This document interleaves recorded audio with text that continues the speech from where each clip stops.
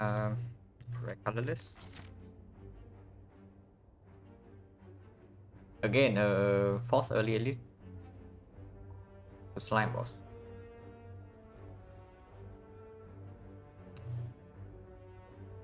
Yeah, maximum 3 elites and the path probably pretty clear. But with red colorless, you also want to guarantee an upgrade before the first elite. This is apotheosis. And we are forced into an early elite no matter what, so it's probably here into this elite, into fire second elite, and then depending on what happens here, we can decide to take this one or go to the fire to preserve a slime boss potion.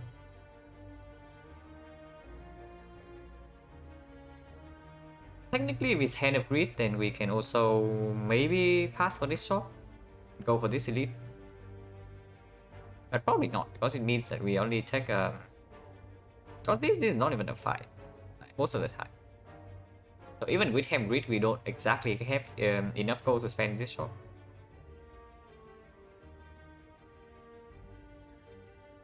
And yeah, 5-5 is like nonsense. So we start here and then we go probably this way. Take 3 fights, and depending on how many potion drops we get by this point, we take this fight or take the question mark. And yeah, remove one is quicker against slime boss. We random potion, not really, because with this pathing, yeah, we are throwing away potions if we take the 3 random potions. And 6 max HP is not really a downside to red colorless. And yeah, apotheosis. So here we go to this one. Now the slightly bad thing about apotheosis is that it's not extremely good into an advanced hallway fight if it's not upgraded. And it's also not super good into cultists or dog, depending on when we draw it. And of course it's one of the 2 hits when you pick the red colorless. 2 big hits at least. Because things like secret technique, master strategy, panache also like quite good. But yeah, definitely not taking 5 4-way fights with an apotheosis. We just want to reach this fire like fairly intact.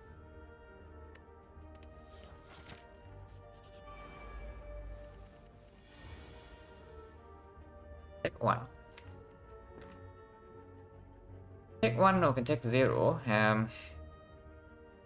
Apotheosis not upgraded, so if we draw apotheosis and some other cards, the most we can block is for 8. So yeah, I think we take 1 here to set up potential lethal with 2 strikes next turn if we need to on one of them. Unfortunately, if they both attack again for 8 next turn, we are like suffering a little bit. Probably want to try to kill this guy first. Both have 16 HP. But this guy buff strength, the other guy weakens. And weakens after we deploy apotheosis is like not super important. And here, they both attack again. Good thing we set up potential lethal on this. Otherwise, we would have saved 1 last turn and then we take like 6 more, 3 more this turn, because we are taking 3 here.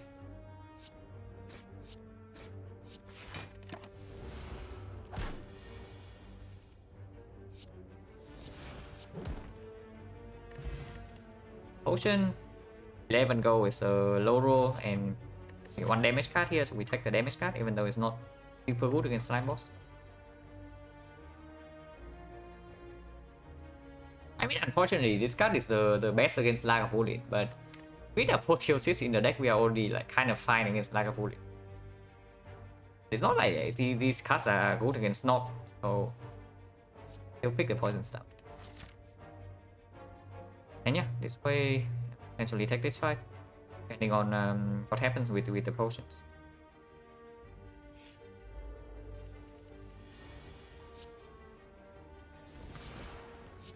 Start turn 1 and opposition 1 would mean that we take 0 here. Hopefully. I mean, we never take damage next turn, and turn after we always kill. Or we just kill this one. No potion. This 15 is exactly average, but opponent second fight. Probably means that we are looking to take the advance always. If so, Dagger Spray is probably good. This card usually needs an upgrade, but we have Apotheosis in the deck. Second Poison Staff is of course slightly better because we already have one, and the Poison Staffs are just synergize with it itself. Because the poison stacks up, but only relevant in Lagavulin fight. In Lagavulin, we already know that we are good against. And Dagger Spray is quite good against Slime Boss. Also quite good against this potential advanced hallway. Okay, Shrine Event. Not the pain. Not the regret, please. Like, I don't mind a second copy. I don't exactly want, but I want this Masterful Staff. So I'm going to risk like picking up a neutralize it. Masterful Staff is here.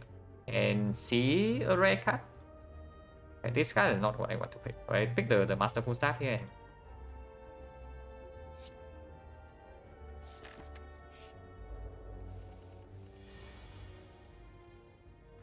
Take one here. Probably should take one to get Apotheosis in play.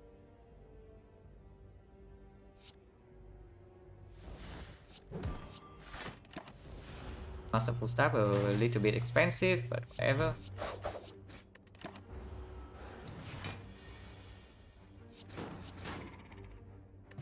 No potion, 3 fights.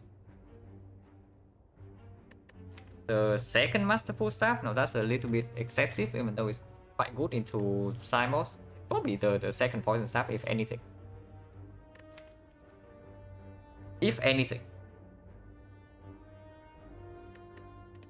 I'd probably pick up a... Honestly, Burst is not even bad, because the Burst usually is quite bad unupgraded, but we have Apotheosis. And upgraded Burst is legit even on 3 NG with the base deck.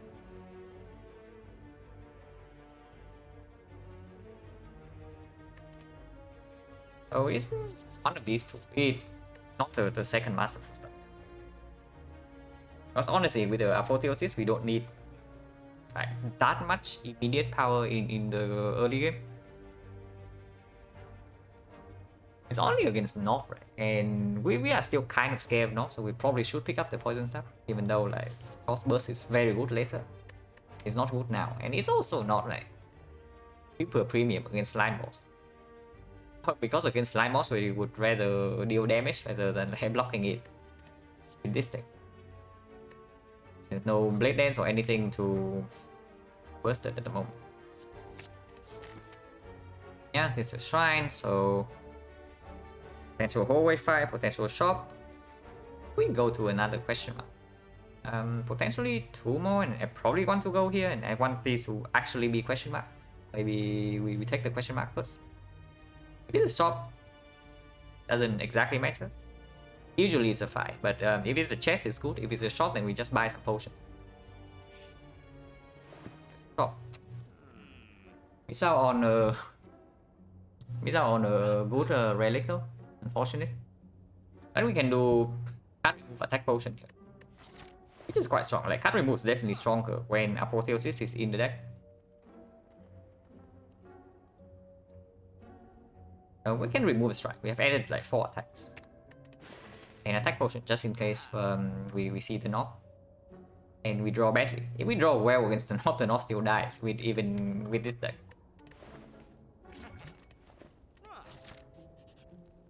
Yeah, with 8 gold, we definitely do not want to go to a shop in the second half of this deck. Fortunately, there's not a shop. Unless you say that we hit the 3% here or 6% here. Yeah, Apotheosis upgrade is very clear. And it's like a bully. So definitely the best fight for us. And we did not draw any of our Poison Staff turn 1 with Apotheosis online. That's very good. What's not so good is of course we also draw Neutralize and Survivor. So hopefully we can open it on turn 3. If we don't draw like both Poison Staff this turn, I'm opening next turn. So yeah, we will open next turn. I mean technically opening this turn is like completely okay. But opening next turn probably just give us a chance to take like close to 0 damage in this fight.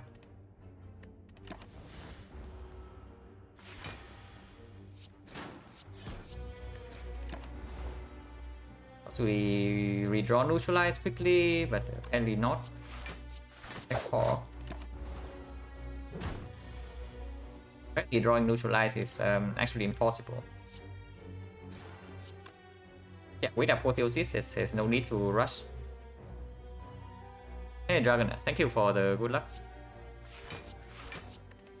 And Master Push Up costing 2 doesn't matter, but we can still play our hand. Damage should be easy with apotheosis. Yeah, we know that like Lycopolene is completely free for it. And that this is even with a slightly bad draw. Yeah, we did not get a relic. And no potion. So no potion in 4 fights. Our potion chance right now is actually 80%.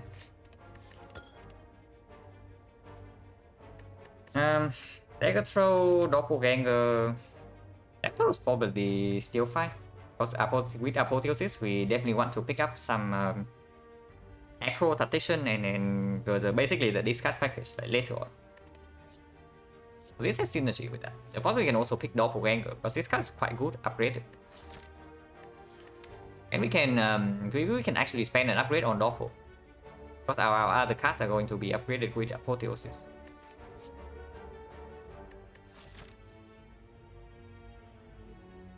Yeah, probably just pick up the Dagger Throw and hopefully that rounds up our Act 1 damage. And here we can still upgrade the Dagger Spray. 50% chance this is Sentries.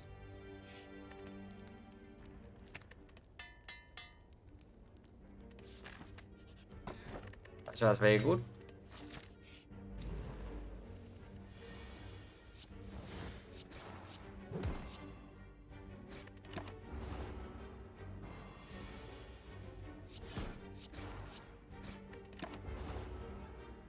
We just murder the slime. Counter Explosion is not exactly what we want against whatever this is, because it's not like a bully.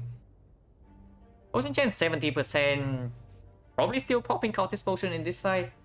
And because we want to save attack potion for the slime boss. I think we can also use Counter Explosion slime boss. Like, how about that? It's probably fine. Yeah, we can actually pick the prepared here if we want to. Don't know if I actually want to. But it's not exactly positive in the North fight, and it doesn't get an upgrade until here. Of course, after we play Apotheosis, and this guy is cool, but before that is like mediocre. But it's true, we do not have anything to spend an upgrade on, like in this fire. But we can do better than unupgraded prepare, right? If the upgrade, if the fire is somewhere like here, then I probably pick up the prepared here just to have like an immediate upgrade target. But here we are going into like 2 more elites. And we have not seen the knob, so 2/3 of the time we see a knob here or here. And I would like to have like high HP going into this fight. And I also want to upgrade here. So probably not prepared. We can do better than this one. Well, Dagger technically is fine. It works well with the Vajra, and it works well with the Vajra because it's going to be upgraded with Apotheo. Because it with the Vajra, it also opens up some shifts as our main damage source in this run. Also, we have only pick up attacks. So picking up a kind of a block card to maybe bridge in early Act 2 is also not a terrible idea. Probably not. What is this turn 1 against the sentries? We have a spray plus. This can still be a knock, so I want to hold attack potion if possible, but how about the Scouting Force? Because Scouting Force also solves the slime boss completely. But yeah, we don't immediately play the Apotheosis in case we pop this attack potion. But I don't think there's any way we pop attack potion in this fight, right? Looking at this draw, because we don't even need to full block right now. We can just block once and Masterful Style is already in our hand. So taking 2 in this fight is completely acceptable. And this fight is not going to last very long. The throw here is also fine. If we dagger throw exactly into the dagger spray is going to be awkward though, because then we cannot block. Actually it is 13, 16. 13, 16 is 29. 29 plus 14 here is a kill on this. Does that mean we dagger throw this guy? Just in case we draw into exactly dagger spray and then we just kill the middle. If not, this is still 16, 25, this is 14. 14, 10 is slightly off. We are one off from killing this guy with Dagger Spray plus a strike. So we need Dagger Spray and Poison Stab.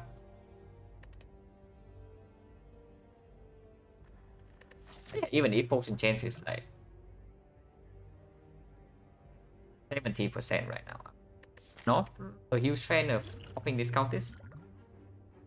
Maybe I should, because otherwise we're just throwing away potions in both of these fights. And I honestly don't think we need Countess potions. Maybe that's just not true. Yeah, because if we bottom deck Apotheosis, then we don't even proc in the first cycle. If so, we take a very big hit. And then afterwards, the Countess potion is going to play. Maybe we just preserve this potion right now. And if we see a potion we don't care, and then we use the attack potion in this fight with the knock. Then we bring Countess into Slime Boss and we use this to solve here. And that's probably fine. If that's the case, then this dagger throw gets awkward. 1 out of 11.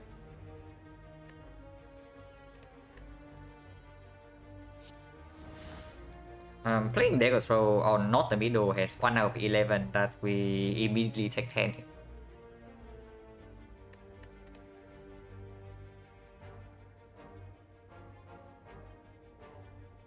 $30, this is only 40, so 30 still goes here. 1 out of 11, probably fine. It's not the dagger spray. And yeah, no need to play this, we block for 8. Next turn if we draw dagger spray, we kill this and block in, otherwise we just play like double block.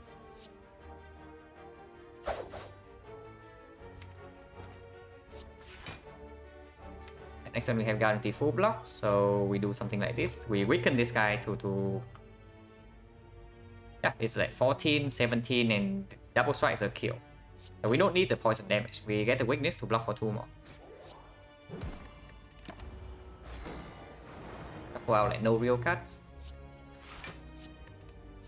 Have 2 turns to kill this guy, should be fairly easy. Okay, maybe not if we draw like this. At least we still have full block. Now we should kill this guy in 2 more turns. That was like scary for a second. Okay, we are definitely leaning towards shifts as our damage source. Not this. Yeah, this is also slightly weird because we have picked up like so many attacks. So picking up Blade Dance right now is not like exactly easy, but of course we do it. Like we need to be careful and not to pick any more damage cards other than Blade Dance or maybe Clone and Daggers. Maybe backstab. Maybe I still take a backstab. How about Liquid Memories? I mean, Liquid Memories has to be better than Countess Potion. Because if we draw well into Slime Boss, we don't even need a potion. And if we don't draw well into Slime Boss, then Liquid Memories is also like roughly the same as this on the Dagger Spray. Also helps proc Freakin. But surely it's good. And yeah, tiny chest, so 2 question marks. Because potion chain is still like 60%, so I'm not like super interested in taking these fights. Even though we can probably do them for like almost no damage taken. Yeah, transform card, sure. We transform a strike. Because we said that we have only pick attacks, we have picked 5 attacks. Transforming strike over defense is completely reasonable. That's a very good card with both the Vajra and the Shuriken, and it's also like way better than a strike. Yeah, shrine event, so usually this is a fight. If it's a shot, then we are set. 6%. This is shot. It is a chest and it's good. Other than that, like it's a fight and advanced tiny chest, so we probably go here.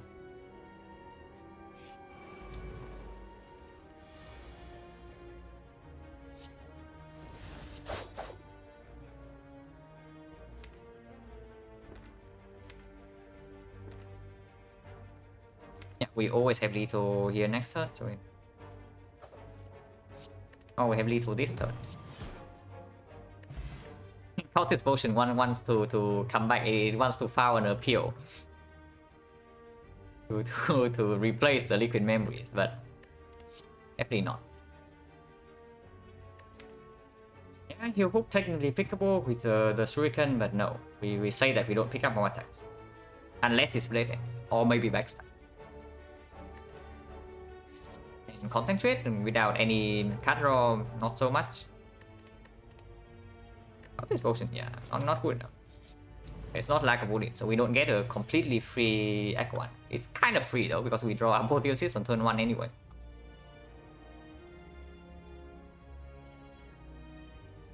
Did I buy a potion? Yeah, I got a shop here, 6%, and I bought the attack potion. It's still with me. Yeah, this is like very clear. Anything we would play rather than this poison staff? No, right? So we Apotheosis with poison staff, dagger throw. And with Apotheosis on turn 1, I think we do not need the attack pot, but let's calculate just to make sure. So this is going to be 9 and 4 poison. So by turn 3 is going to be 4, 3, 2, so 9 damage, so 18. 18 plus 13, 31. 31, 17 is 48.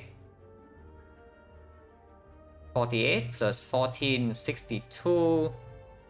Yeah, we have more than enough there.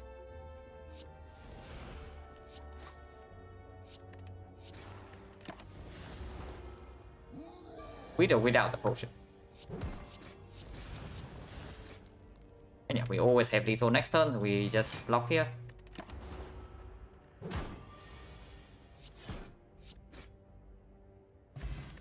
And is here again, we don't want that. Escape plan is fine. So this escape plan is going to be upgraded. And honestly speaking, I don't think we care that much about Chosen in Act 2. But we care about other fights. Like we run into the avocado, we probably want to be able to block in a little bit. And yeah, non-escape plan, and then we definitely do not pick up skill, even though it's like quite okay. To prop Shuriken on 0 energy, and it works okay with the Vajra, but we say that we do not pick more attacks. Now maneuver without any card draw. Not yet. Potion is not better than this. Did we really take like 3 elites and then a bunch of advanced hallways, and we end the act with 47 HP? Really now? This act has been pretty blessed. Cost like common relic, and a shuriken. But relic wise, we are okay. We're not like super ahead on relics. But I guess like I guess what happened in this actually just we drew Apotheosis on turn 1 in every single fight. Of course we are strong.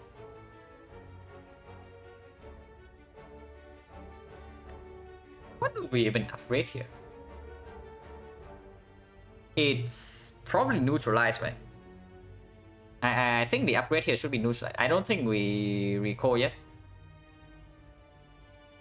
No. We can recall, but there's no reason to. Recalling right now is extremely greedy. And neutralized upgrade can play on in the first few fights of Act 2. Because you don't always actually get like apotheosis on turn 1. And you see like the avocado or something, we would like to keep it weakened. Recalling right now is extremely greedy.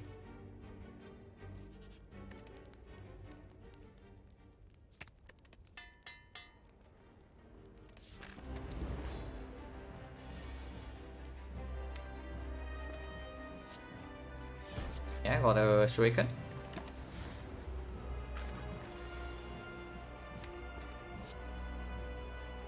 Get another shuriken. Just to make sure there's not too much damage. 35 is not too much. It's like 88.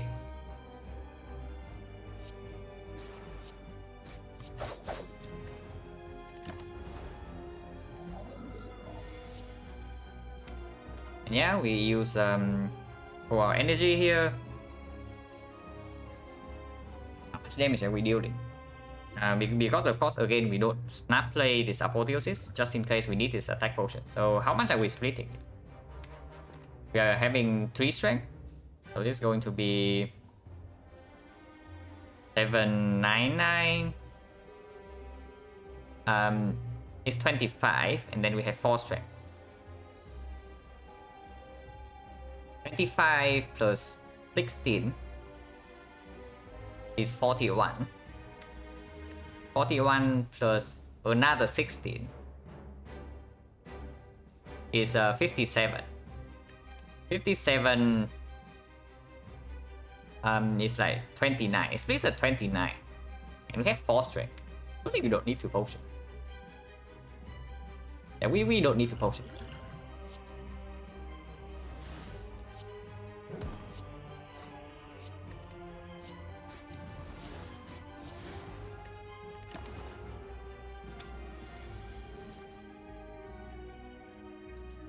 It splits, actually it kills. We straight up kill this right away.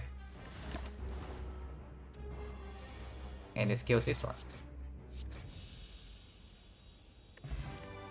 And that is with the bottom deck apotheosis. We just completely destroy the slime boss with no potion. Yeah, that is a lot of damage. EK2's Doppel. Now, of course, you look at what we are doing and you think like PK is strong. And yeah, PK upgraded with the apotheosis is extremely good, but what strength potion? Strength potion cannot be better than these, right? Even though strength pot works quite well with both the agony and the dagger spray. But even if we draw this plus another attack in our hand, like strength potion is going to be 4 damage here, 4 damage here, and another 2 damage. So strength potion is like 10 damage. In on the turn that we use it. Now this is probably already more than 10 damage, and then it also helps proc shuriken. It can also be upgraded via apotheosis. So this is probably just straight up stronger than strength pot. But yeah, this card. Now we do have the dagger throw. So Tutor Trade immediately opens up the discuss synergy cards that we actually want to pick, because yeah, we basically pick a lot of them because of apotheosis whenever we see anything. So Tutor Trade is better. I wouldn't say it's better, but I would say it's like probably what we want to do later on. EK is probably better right now, and it's not even bad later because we know that we are leaning into physical damage with this. It's fairly clear. I mean, I say it's fairly clear, and then for some reason we end up with like 3 catalysts or something, and we just pivot to poison. But for now, it's quite clear that we are playing into physical damage. And we don't have a terror yet, so PK is a good way to make sure that we actually do enough damage in the late game, because Shuriken doesn't scale fast enough to be the only damage source for the heart. But with PK is a different story.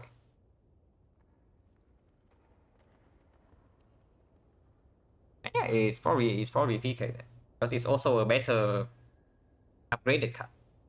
After we play Apotheosis, this card is of course better than the other two, because this exhaust. This stays in our deck for 0 energy.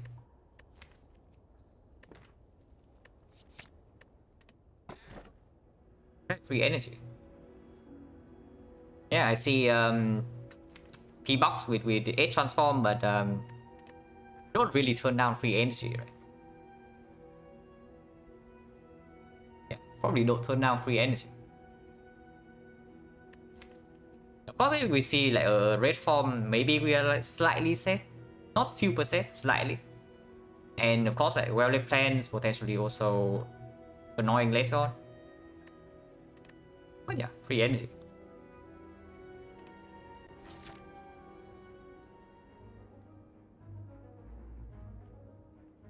So Tiny Chase is going to prop.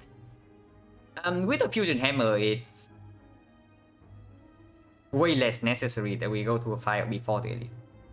Ideally, we even want a fire after the elite.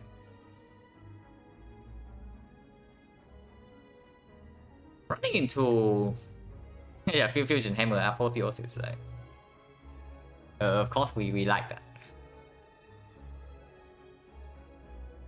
I kind of want to take this Burning Elite. Unfortunately, it also means that we only take 2 elites in this side. On the other hand, there's something like this. We take this one and then we have a rest if this fight goes not super well. And then we take another elite and then we can choose to have another rest before the 3rd elite. What that means that we do not go into a shop in Act 2, which is quite spooky. But it's probably fine. I think we are fairly strong. At least I would like to think that we are fairly strong. We don't have like real card draw yet. So if we bottom deck Apotheosis, like, things can go somewhat wrong. Usually we are pretty strong. And yeah, Tiny Chest rocking immediately here. We also get a relic before the first elite. With 2 potions, I'm not super interested in taking like too many hallway fights. There's no late shop in this act, which is slightly annoying, but it's fine. We can have a big shopping trip in Act 3. Yeah, the shop placement is pretty sad. If we have slightly more gold though, then I can see actually going into this shop and then we just get the Burning Elite out of the way. And we don't even have that much gold because we have already removed once. The remove costs 100. If we go into this shop, we cannot even remove and buy a relic.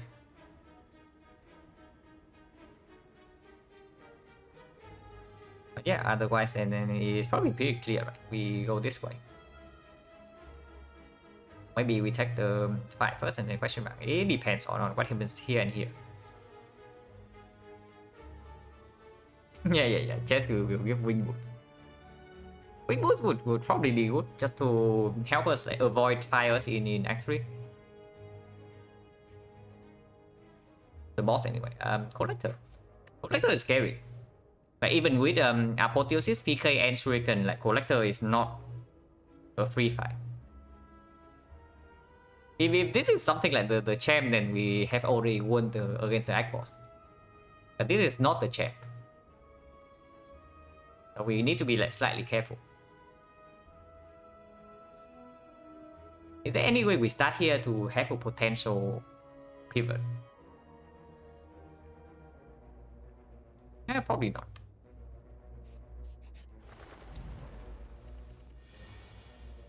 But we cannot. Yeah, we cannot down any of the birds. Who also doesn't really play that much because like, we have 5 energy next turn and then what? Yeah, we cannot use 5 energy. Probably no reason to do something like double defense, PK, and then enter. But I still want to double defend though. Super interested in taking one, and PK is probably also fairly clear. Is it clear though? Because it's up against 1 strength. Probably fairly clear, right? And this guy needs to die next turn.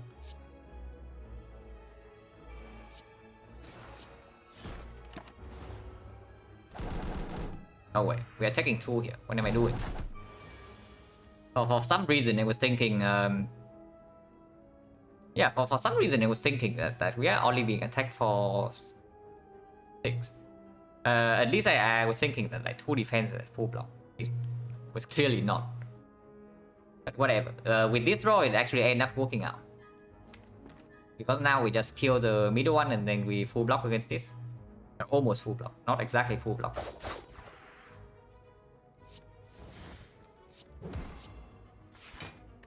But if we played like 1 more defense, last turn we have taken like 4 more. Because then when we also need to commit neutralize to kill here. Yeah, all intended in the end. Of course, it was not intended, but yeah, it worked out.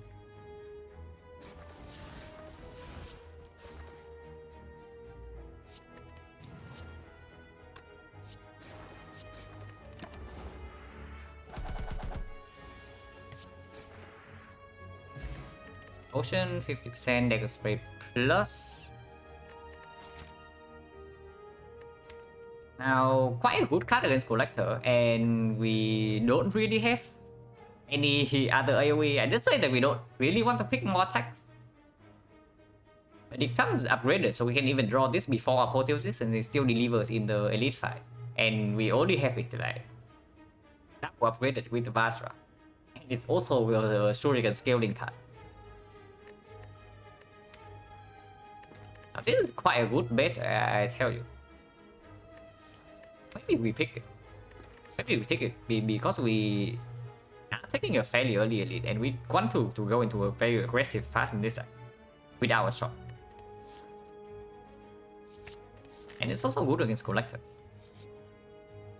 Yeah, here we definitely take the mutations. Like, that is clear. Mutation is insanely strong for us at the moment. What we want to try to do. Now, Storm 2 is of course like quite nice as usual, but probably doesn't. It doesn't beat this at the moment. Yeah, Tiny Chest is coming in hot. Fundamental Fan, we click that because we want to pick up Blade Dances. Question mark before or after? It really doesn't matter that much because apparitions right now I don't even know. Like we probably don't even pick apparitions just because of Fusion Hammer. And bites we only have 3 strikes, so we don't click. And gold spending events we already have enough gold for. And if not for if not the apparitions and the bites, then our current HP level doesn't really matter. Maybe taking question mark after just to have like slightly more information, and also potentially go here if for some reason this fight goes terribly wrong and this is like Forgotten Outer or something. We are scared of dying, then we can go here and rest first.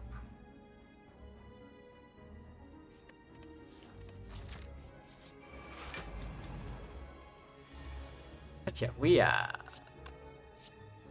we deal a lot of damage. Guy's probably dead. He's like super dead. The potion is actually very good. Piercing Will, first copy, very nice. It's also going to be upgraded. And also we are like extremely attack heavy at the moment. So a block card that actually works against Collector is also welcome. Also we want to have this against the Act 3 bosses in the heart eventually. But anyway.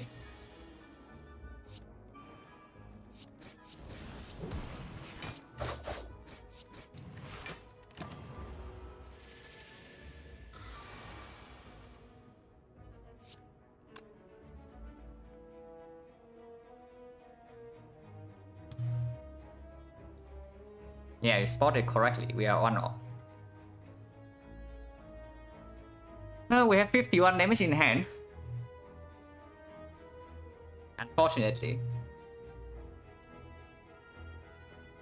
And the Snecko got us yet again. This guy is way too good at the game. He just gets us every single time.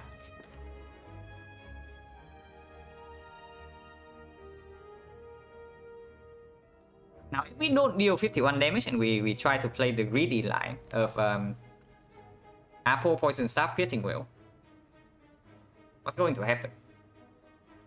So this goes to 22, 25. No, 26. 26 and 3 poison next turn goes to 23. 23, but we are weakened. Just Apple Will. It's not as simple as that because next turn we are vulnerable and weakened. And this guy hits us for 27 next turn and we don't have lethal. What do you do?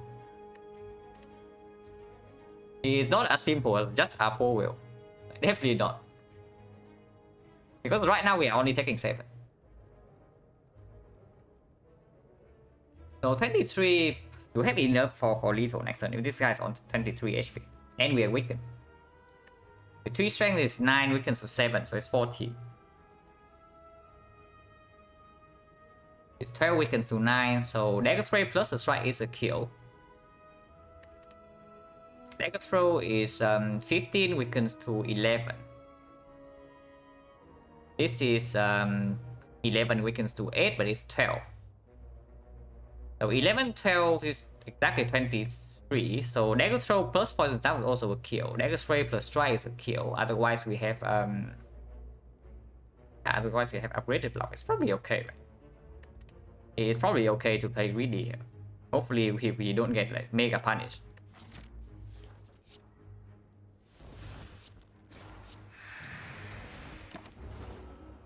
One. And yeah, we have a kill.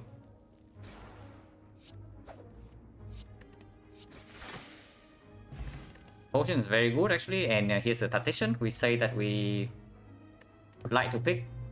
Unfortunately, it comes before the aggro. Now this is a card that we definitely want to have in the deck eventually.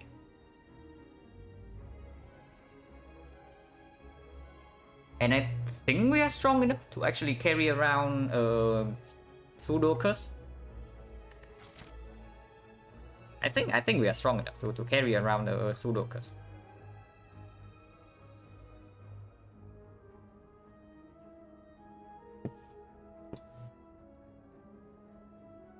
Yeah, we even have a rest here if like something goes wrong in this fight. We have like 2 potions with 4 strength on turn 1. And yeah, with 42 HP, 52 HP and 2 potions, we definitely take this over the fire.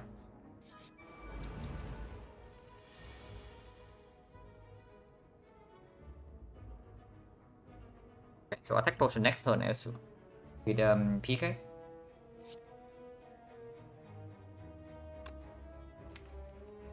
Now Will is definitely better later on in this fight. But I honestly don't think we are going into the next deck cycle.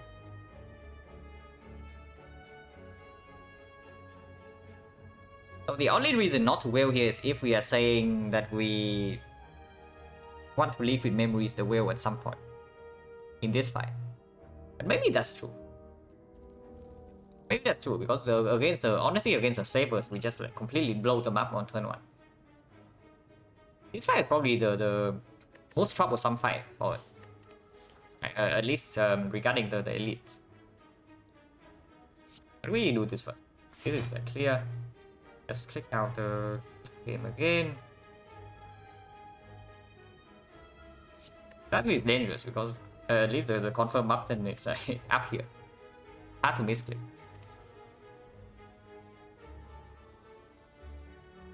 I mean, surely willing for 1 doesn't make sense, right? When we can save this if something goes terribly wrong in the next draws. And yeah, we don't use attack potion here, even though it has 4 strength and it would give us a shuriken strength just because we have PK next turn.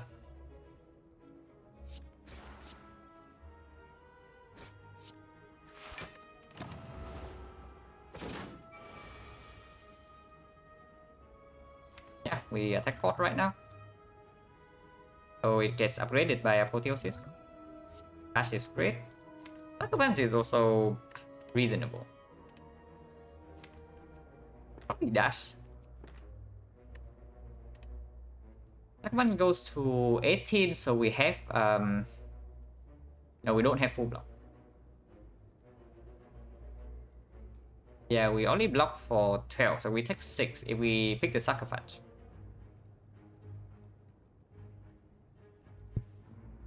Disturbing sound, swimmer speaks. Nothing noise. Maybe my pop filter got damage.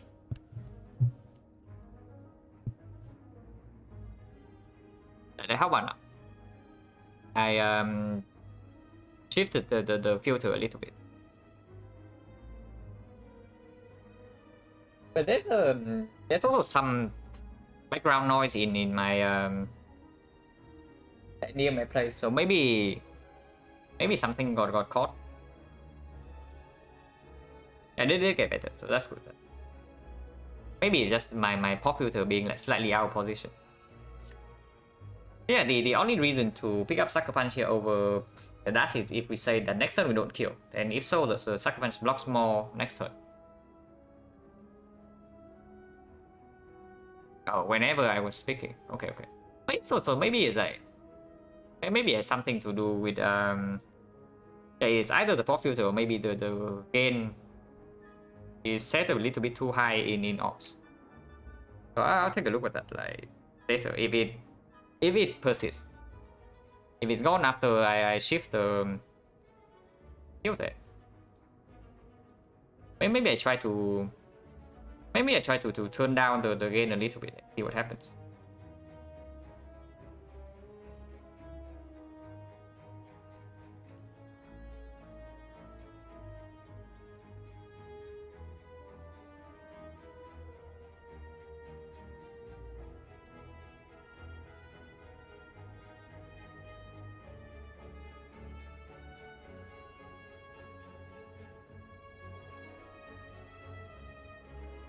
Okay, is it better?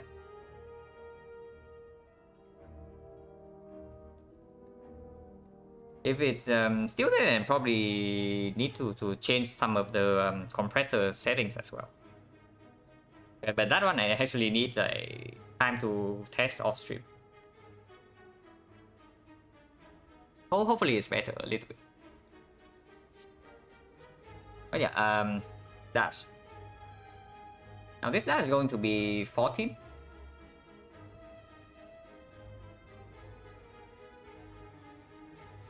So there might be a problem. Not there without stream. It might just be my it might just be my Windows like messing up my sound settings because I recently moved to a new apartment, so I had to basically I wouldn't say disassemble, but I have to move my PC and unplug everything, and apparently that messed up some of the sound settings. So I'll take a look at that later to see if it's a problem. But yeah, the dash is 14 to actually 28. Dagger spray is 7, so 14 again 28, so 56. 56 with 18, so 74. 74 with 6 poison, so 80. So this guy's at 66. 78. 78 next turn with 5 poison, so it goes to 73. And we have 2 strength. Neutralize is still in the deck, so maybe Sucker Punch is just complete nonsense. It is probably complete nonsense, just because Sucker Punch is still in the deck. And if not, most likely we just draw lethal.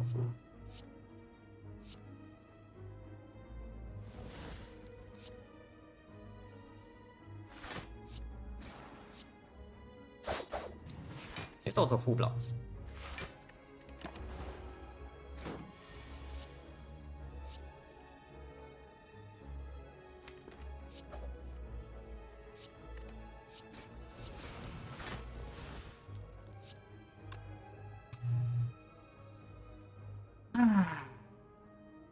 Yeah, you see what's happening here, right? We are on off. Apparently one damage is way too hard to deal. But here we have like 35 and this guy's at 36. But yeah, we don't potion here. We probably just go here and rest instead. But yeah, neutralize here would basically fully block in, master staff would kill. Defend would basically full block and we kill next turn, but yeah, we draw exactly like this, so we are one off.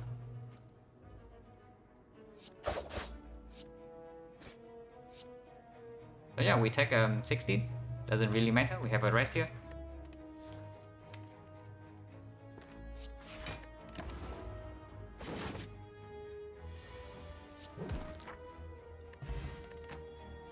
Yeah, rest gets stronger, and second piercing will, we can pick that up.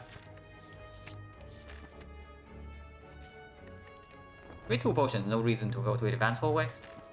Rest gets a full value here. Oh, this one's good though. Now we play both dagger sprays, so there's no need to waste any damage on this guy. We just start with this. Unless you tell me we want to flex potion right now. What's our potion chance? 1, 2, 3. Yeah, 1, 2, 3, 4 fights. And in 4 fights we got 1 potion. We only got the flex pot, right? Because we bought the attack pot and the liquid memories from Act 1. So 4 fights 1 potion, it means potion chance is actually 60.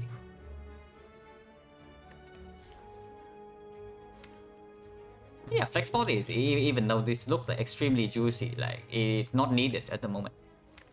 And flex pot is also stronger after the PK turn anyway. So probably not. Ooh.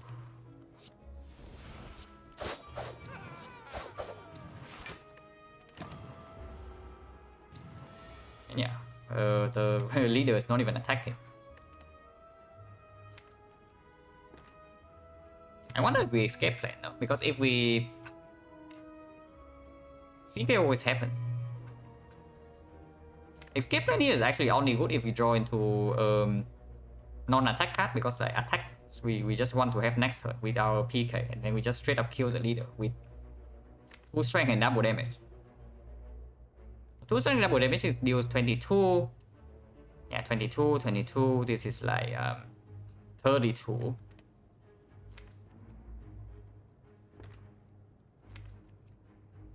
Yeah, we don't exactly want to draw, right? I guess there are really no bad hits if we draw right now. There may be only Masterful Staff. Drawing Endless Agony right now is not even that bad. We get like 1 strength immediately. But Neutralize is fine. Drawing Strike is fine because they are not good attacks anyway. Drawing Block Cast is good. Nice.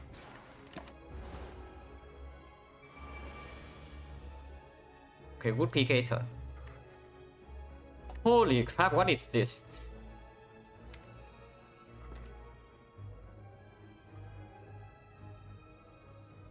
Oh yeah, good PK turn by the way, with this attack density. Now we actually need to do some math. Ideally I would like to not use this potion because another elite fight is like immediately coming up. Oh, of course we can also go this way. Because fire is not even good. So I guess we can go this way. If so, like using flex pot right now is completely fine. I mean by right now I mean next turn.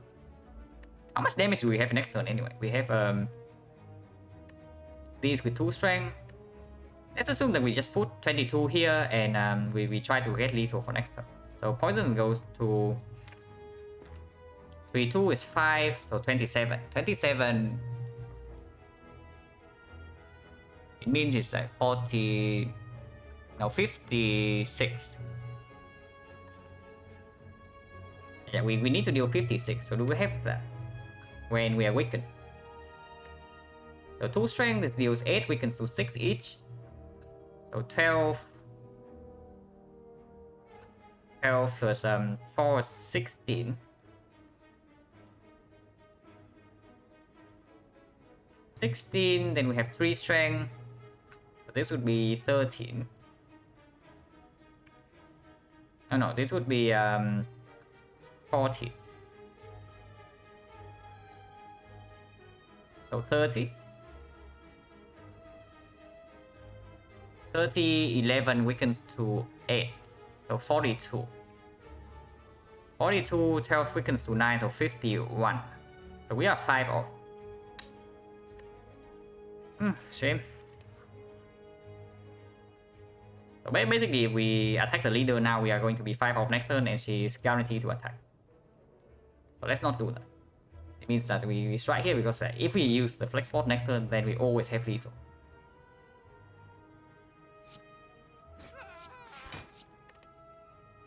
Yeah, will in the deck is still probably fine. It doesn't really matter because next turn if she attacks, we use the potion and kill. If she doesn't attack, then we always have like lethal anyway. If so, we should use the wheel. Yeah, if so, we should use the wheel right now. Just in case that next turn she doesn't attack, and then we try to get lethal into. Now we hear the busting. Okay, that is concerning.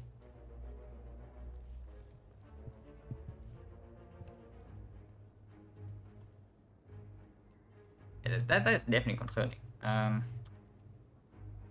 can I do about that?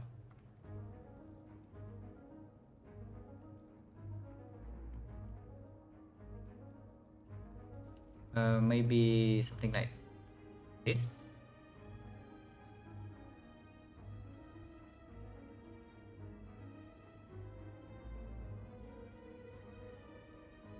I tried upping, increasing the compressor like a little bit. Hopefully it helps. Yeah, we always play the well here.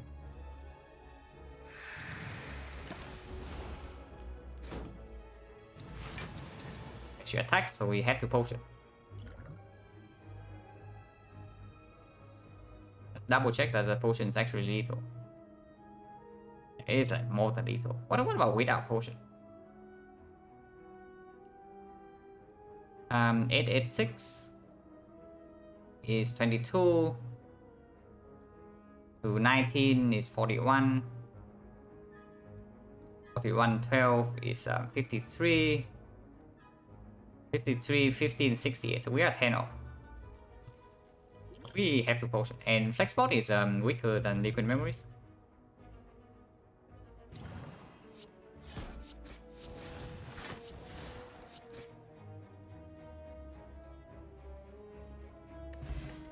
That's fine. Yeah, here's the trade. Works excellent with the Tatation. Yeah, we always go here. Going here is objectively better than this, no matter like where we decide to go afterwards. Auric Calcum. Auric Calcum works better with the piercing wheel. Of course, it works slightly less well with the ornamental fan, and it's like fairly mediocre. Can probably key this because we don't need the immediate power that urgently. And yeah, no matter which way we go, we only get on more tiny chest. And this is still a force rest. So going here basically just means that we get a recall out of the way. But if we recall here, it means that every file we step on in Act 3 is going to be... They are going to be dead nodes. We probably don't want that. We probably just take the fights now that we have question card as well. And yeah, now that we have like to the trade tactician, we just want to take more fights to see some acrobatics. And potentially a block solution, because at the moment we do not block like at all. We are just trying to attack our way through the spire. Also, we have not seen a single blade dance.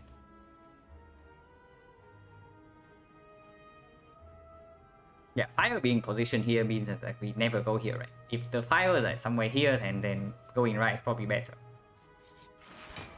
Elite fight.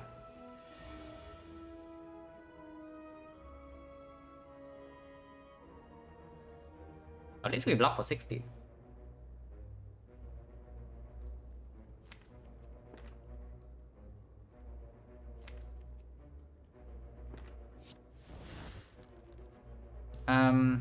X-ray is probably still better than poison stab. We don't mind like killing the beast now that we have all defense upgraded and neutralized in the deck.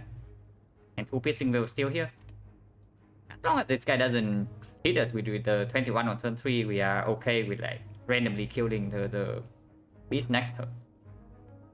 And this guy always attack next turn for 11 already, so he needs to also die.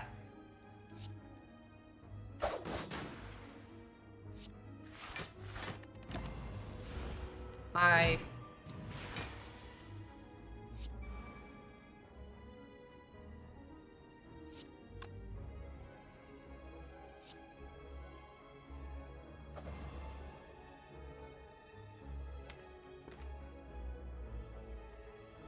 So base is 12. Weakness vulnerable goes to 13. So it means that if we discard the defense here, we take 1. But we also get some damage started. I think 1 means that Masterful Stuff goes to 2 though, so I don't know how good that is. Also get some damage started.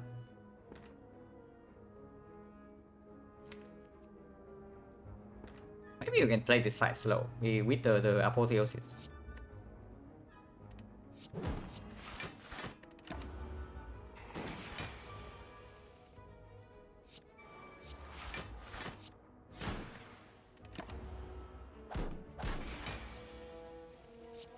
The 21, is this lethal?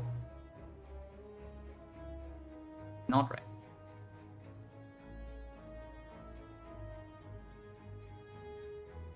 Yeah, 27. 37 plus 8 is 35. 35 plus 16 is 51. So we are 7 off. Okay, so this is not lethal. At least we only take 1 damage.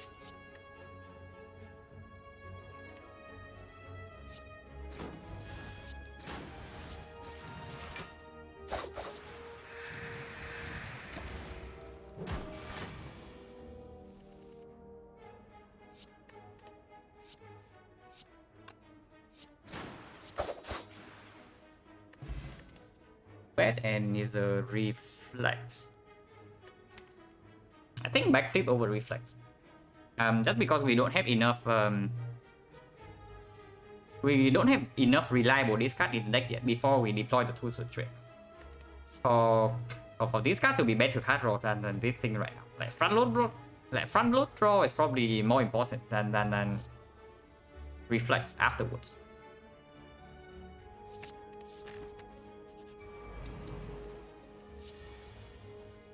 This guy. We block a decent amount. First. Nothing.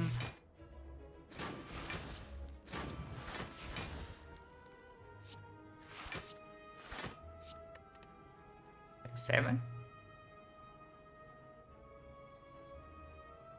This deals 11, but this gets 3 poison. 3 poisons like is not as good as 11 damage. I mean, it's probably comparable. Because this fight is not going to be super short with what's left in our deck.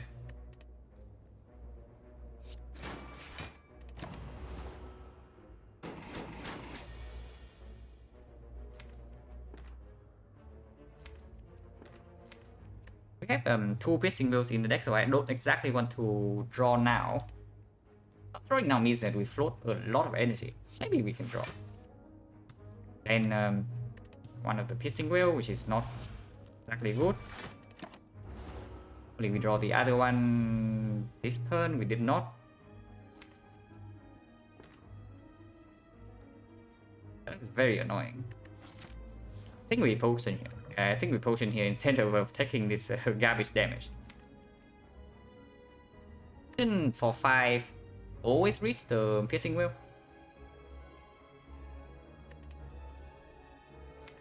But next turn is not.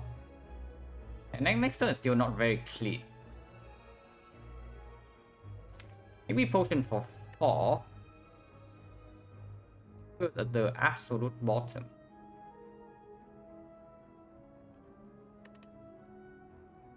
We potion for 5 here.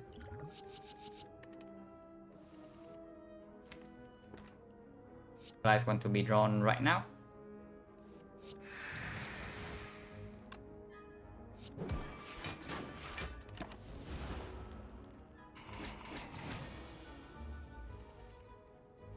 Have lethal.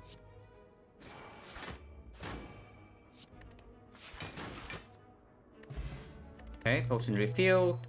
Acro plus, we definitely picked that. After slavers.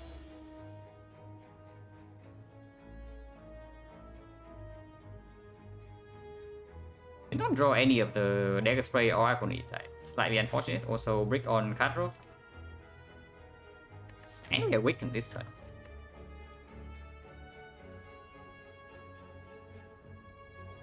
$45 damage. It's probably fine. But we have like 2 strength, so even when we weaken, it still deals like 12 damage.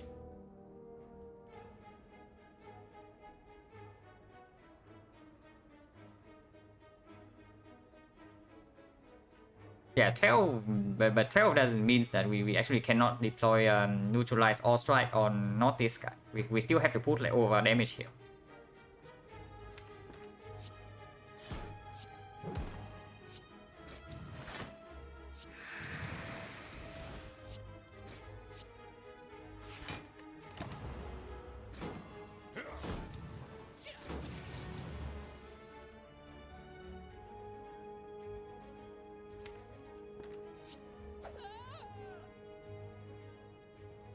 I think the trade is stronger than the PK.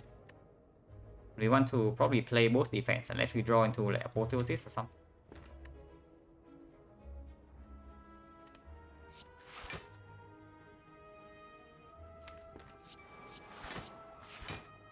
So right here we take 8. 8 is perfectly fine. It's not good enough to use this potion. Because immediately we lose value from this potion and we have a force rest here anyway.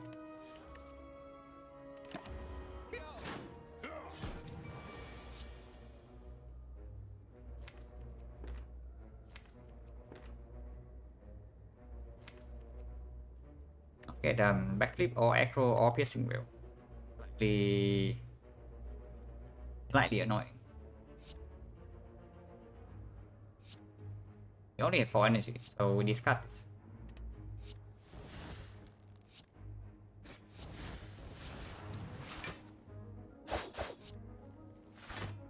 Here we can potion for 10.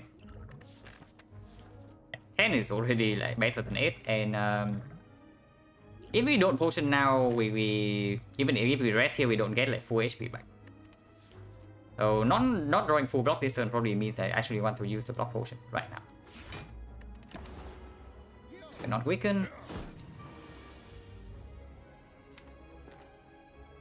Don't want to play the backflip if possible because shuffle out the acro plus, which is definitely a card that I want next turn. And we can full block without playing the backflip, so discard the backflip.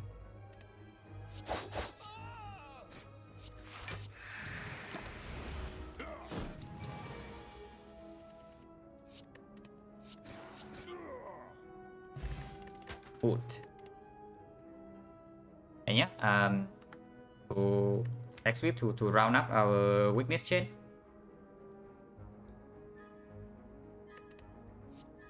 Probably fairly clear. I mean, Eviscerate is fine. It works well with both Vajra, Shuriken, and Acro and to the trade.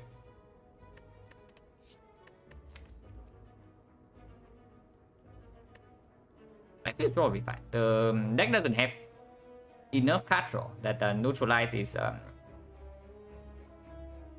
full weakness chain on its own. I mean, Piercing Wheel Plus it is good, but we already have 2 copies.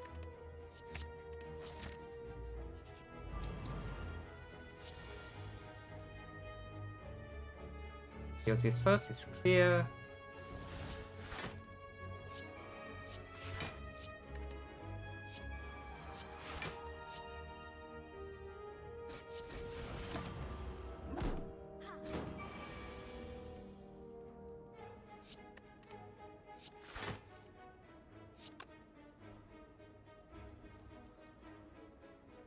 This is like 30, 28, so 58 already.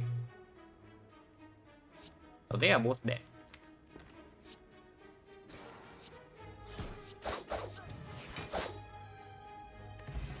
Potion. Tough choice, but it's probably Terror, even though, of course, Blade Dance with Vajra's Shuriken. Second to the trade to draw into it earlier, activate Tactician, and afterwards it's like just good card cycle. But yeah, there's the Terror here, which definitely fits with our physical damage plan. And we can only like proc Shuriken. Somewhat okay.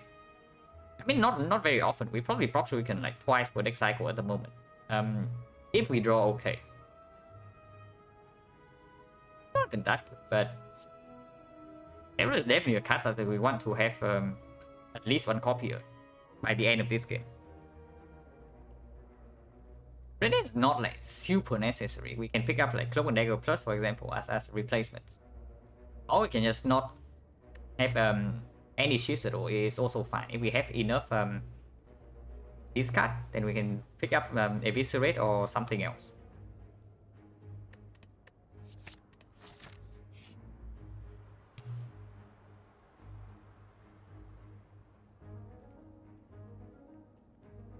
I do not want this.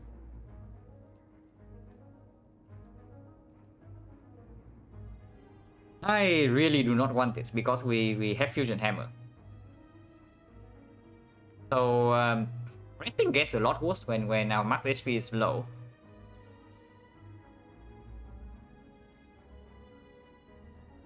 Of course, if we take the operation here, we can recall into fire, and then actually we just dodge the fires if possible. But maybe it's not possible because actually we have force pathing. And then fires are dead note. And of course with the apotheosis already, and we already like pick up back sweep and then back flip and double piercing wheel. Like honestly, our block is not even bad. No. It's not about we cannot upgrade this. I don't really care about the operation upgrade. I only care about like, the fires being completely empty nodes in Act 3. And we honestly don't need apparitions to block at the moment with the way our deck is like gearing up. With permanent weakness between neutralized leg sweep and all our blocks being upgraded with apotheosis. And we also have like ornamental effect to block in when we decide to attack. And how useful is the apparition really? Because we do not have a red form right now. We do not have Nightmare. We do not have burst. If we had picked up a burst in Act 1, if we have the burst in Act 1, then I can definitely see the apparition here, even though fires become dead. But right now we do not. And then don't try to tell me that we have question cards. So we will see a rare card that we want to have, because that's not how it works. I have been betrayed by the rare card reverse screen with the question card like way too many times to believe in like just because we have question card we are going to see Nightmare red form or burst. Yeah, not guaranteed. And this deck, honestly, this deck is like one footwork away from having block like almost solved, even for Act 4. And if so, why do we want like, apparitions?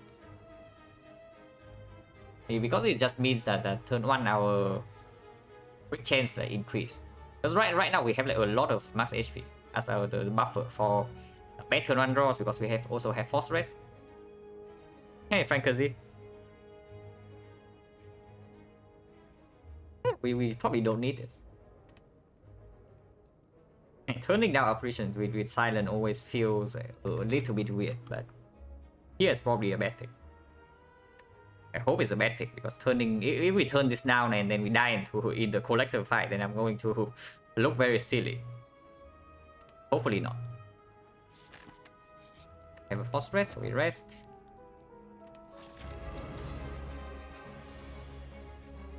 Okay, decent draws on turn 1, we get strength immediately.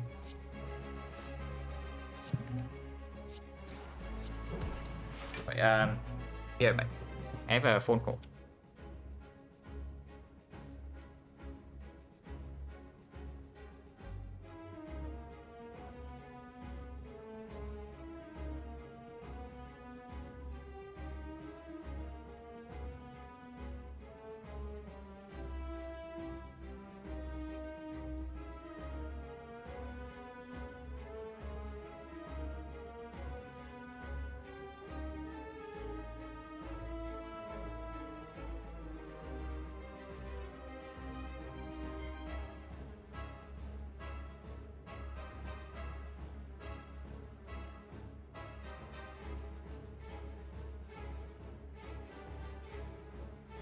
Okay,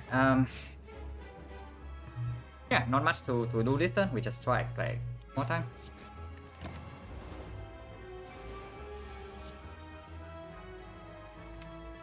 Get another strength here, but I think I want to backflip. Because we have a lot of things to set up. Yeah, apotheosis.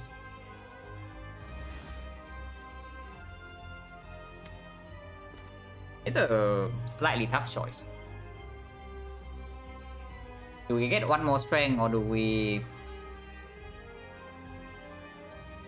weaken Collector? Because Collector is guaranteed to attack next turn.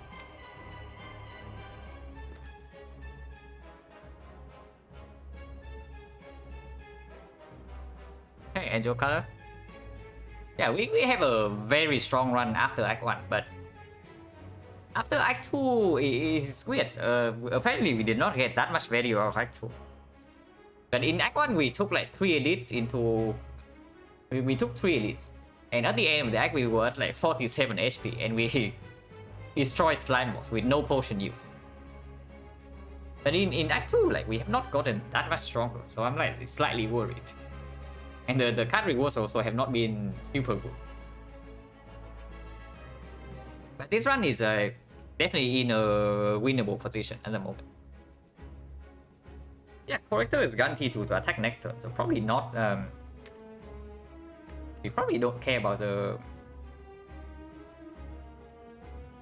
We probably don't care about the one strength that much, right?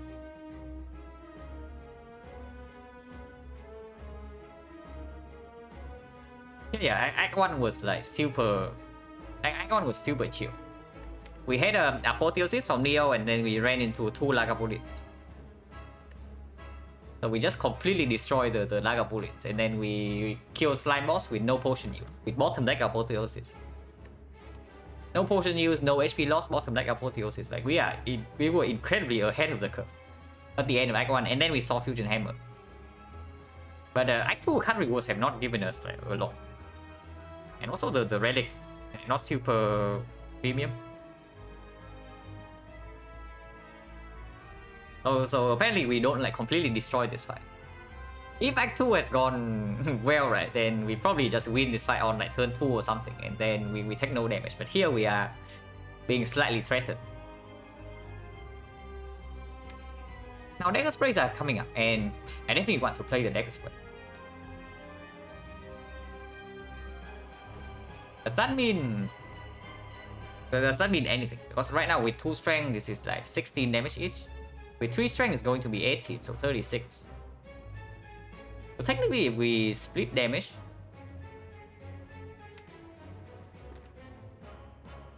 because right now no matter what we do we are still full blocking.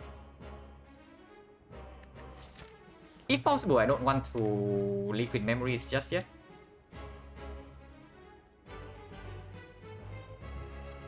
How much does she attack for anyway? Next turn is like 5 strength on everyone. So Collector attack base 21, it goes to 26.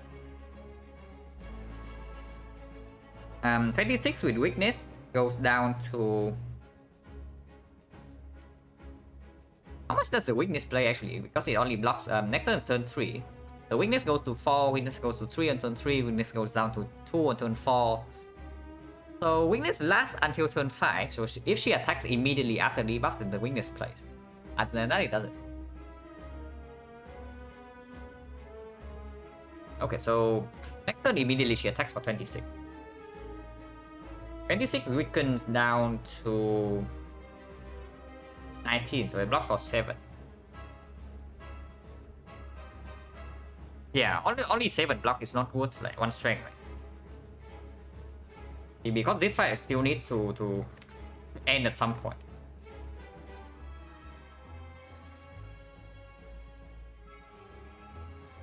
Fortunately, there's no clean way to set up a kill with only 1 dagger spray. And both dagger sprays. Like basically, we cannot prepare for both scenarios. Probably want to ensure that we at least kill one of the torches next turn because they attack us for 12. Let's go be like 12, 12, 26. And that is not going to be fun if we have to like face tank those attacks. And we are facing 50 next turn.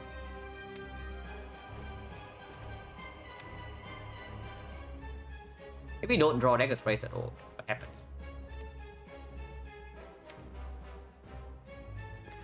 Three strength, so 17. 27. Probably means we hit this guy then. We hit this guy. Yeah, 27, right? 27 goes to 18, and dagger spray is exact 18. This is more than 18. This is wait, this is 17. So if we draw only poison stab, we don't even kill if we put the damage here. So maybe not.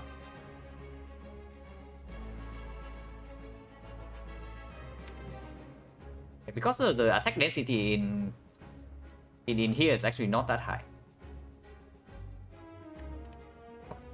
If we don't next flip here, then I have to guarantee a kill on at least one torch. One torch next turn.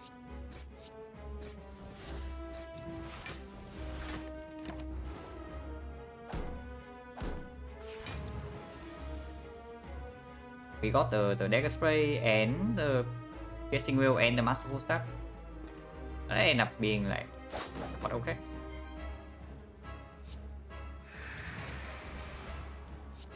We take one hit for 14. Error the bottom deck is like slightly annoying, but it's fine.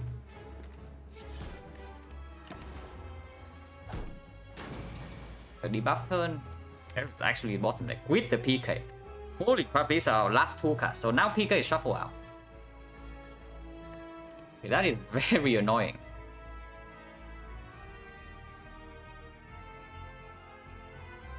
And piercing wheel definitely wants to be in the deck, so we discard the piercing wheel here and we draw. Shuffling these attacks out doesn't matter that much, but piercing wheel needs to be in the reshuffle.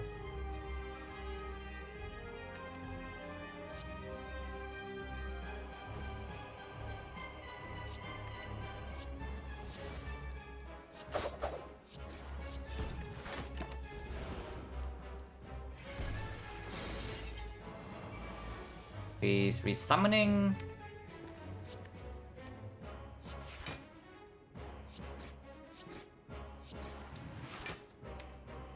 And next turn we have liquid memories on piercing wheel if things go wrong.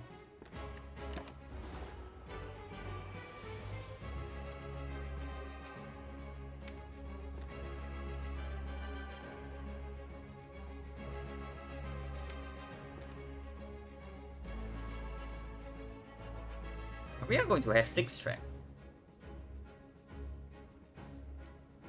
So with 6 strength, dagger spray deals base 12. Weakness vulnerable, it goes to 13. There's 26. 26 with 18. Base 17, so weakness vulnerable, it goes to 19.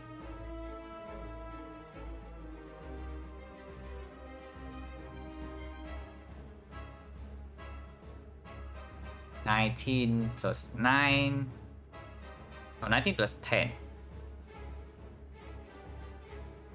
So 29 here. 29 here. Plus 15, so 44. 44 plus 26 is 70, so it's lethal. We have lethal in hand right now.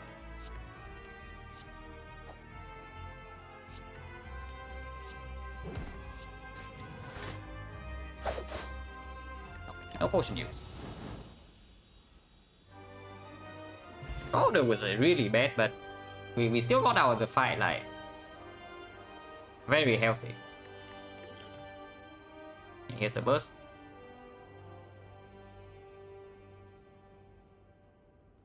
Yeah, it's just burst, right? With 2 dagger sprays plus already with the Vajra, there's no need to pick up her unupgraded die. And it's going to be upgraded, and we are picking up more card draws. Like we already have some decent burst target, like burst piercing wheel, burst backflip, burst PK, burst acro, burst leg sweep. And it's only going to get better. And here is just burst or skip. We pick the burst. It's definitely not Joker. And it's definitely not the Crown. So it's the collar. Because we probably don't even need 5 energy in hallway fights. Hopefully we don't need 5 energy in hallway fights. I really do not want to see energy relics here though. Like Pyramid or Astrolabe would have been quite good.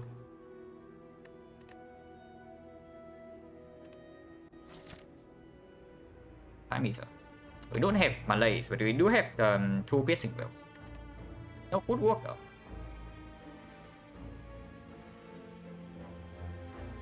Okay, we are forced to forsake 2 elites, unfortunately.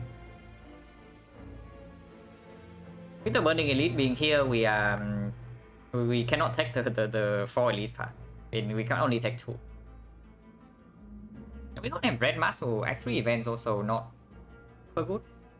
Because this fire is like complete garbage because we have a force fire here, so we go this way. So 1 elite question mark. And this shop is like very clear. There's no and the shop in the act we have like 500 gold, so this shop is very clear.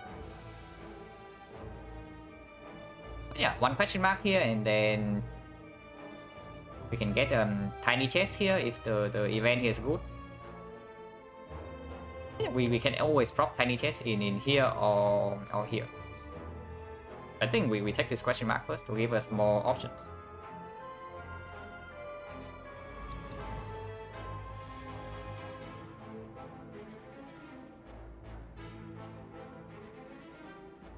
Cool.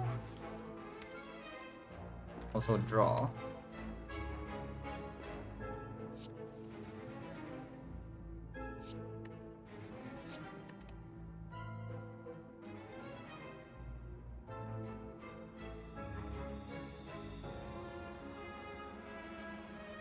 And Terror wants to be played, and this wants to be played.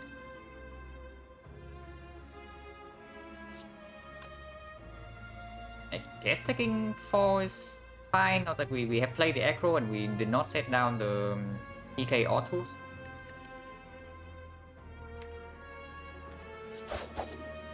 Just doing this to set up potential lethal next turn is fine, because I think this fight out is not exactly what I want to do. And yeah, this hand, like if we did not do exactly what we did last turn, we would take like 11 here. Now we have lethal. In garbage, how about a 3rd piercing wheel? Probably not. We need more card draw. And this just like blocks our setup card. Like we need to deploy to the trade. At some point we need to play Terror. And of course we want to draw into Apotheosis.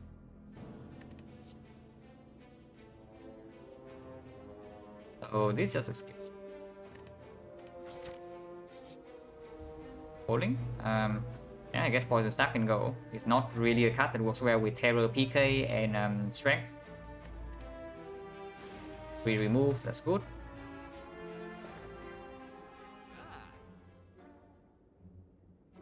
Auto Tornado, unfortunately, is the wrong motto. Of course, there's a red form here, which we probably buy.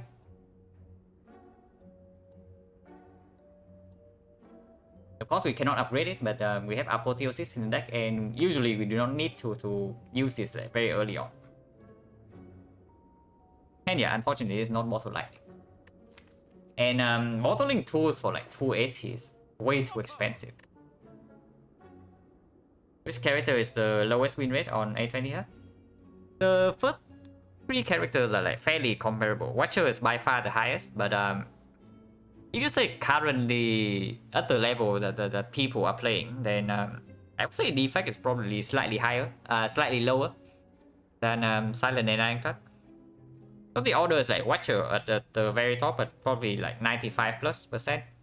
And then it's Ironclad, and then like slightly lower than Ironclad is Silent, and slightly lower than Silent is Defect.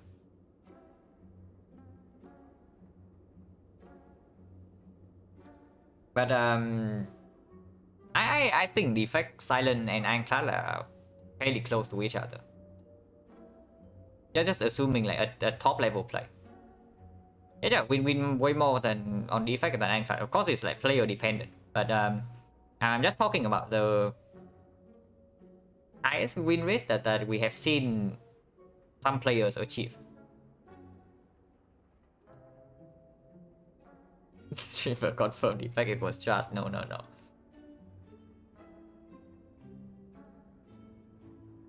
It's just the nature of the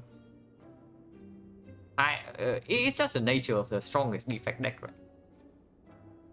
I shouldn't say strongest, because the strongest deck is like still an infinite, but the most consistent defect deck is like one that involves a lot of focus and orb slot, and those you actually need to draw into your powers in time or you die. So it is fairly hard to play at like above 70% for defect. At least until something new is discovered. Yeah, this was probably fairly clear. I think we buy direct flip just because we have like 5 energy in the boss fight. And we also have to spend our gold at some point, if there's nothing else to spend our gold on at the moment. Do we want like falling is probably a positive event, but it is not like premium positive. There's still the sensory stone, which is excellent. It has secret technique and dark shackles and maybe something else. Sensory stone still good. Of course, the rare relic events are just good. So 3 hits. Grandmaster miss. Madness miss. So 3 hits and then 2 misses. Of course, this question mark is a chest, but I'm thinking about like this question mark.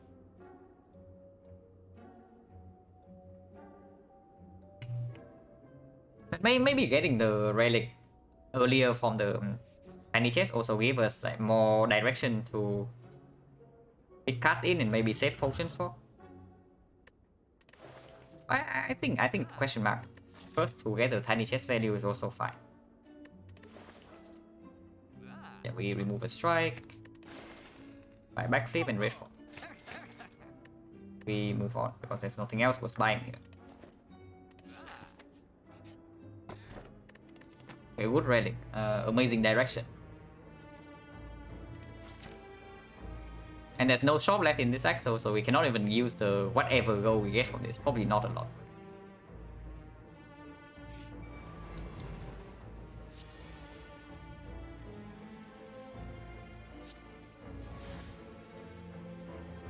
And 10, 16, so do this first.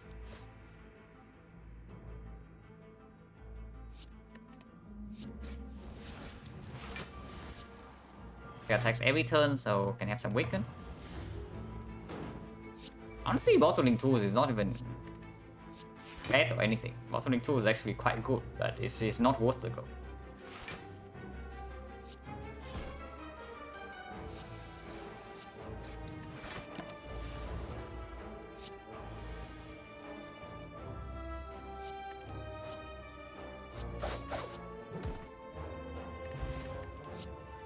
Yeah, second acro, we definitely picked that. Strength potion, probably not as strong as skill, just because skill can skill potion has a lot of hits basically. Any malaise, any nightmare, yeah, any malaise, any nightmare, any acro, any reflex, any count gamble, like 1 out of 3 and it's going to be upgraded with the apotheosis. Strength potion honestly only matters in the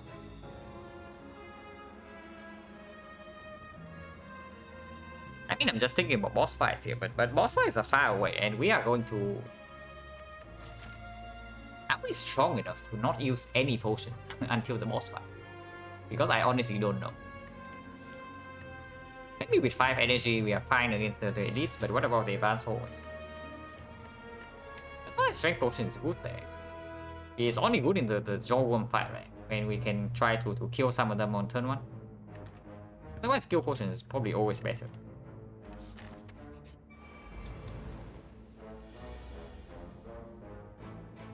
we can burst escape plan here.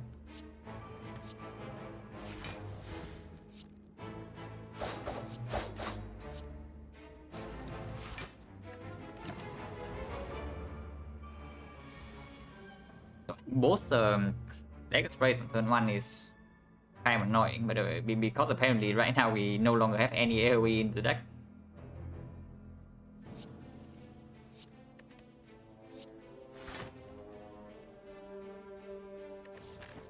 Okay, at least we have a rest here, and we can have another rest here if we need to. But apparently we're taking damage. How about skill potion? Creeping Cloud was a split dance. Split dance is 18. So we can kill one dagger. And Retromancer is already wicked.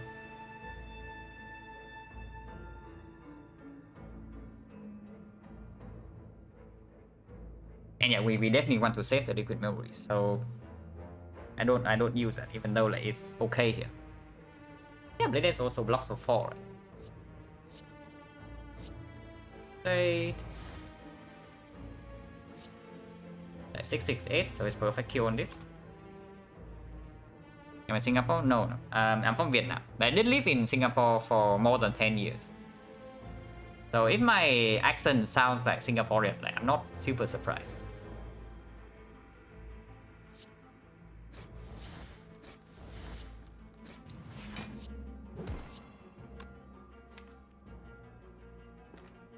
I mean, tools has to be deployed.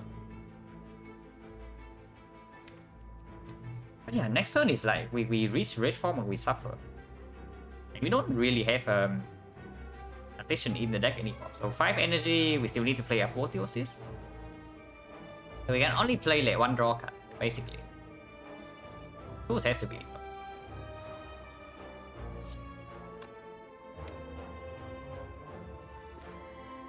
These are going to be 14. So these can kill this dagger next turn. Let's just be safe, because if we draw into red form next turn, then we'll probably be fine in time. If not, then we need to kill this dagger.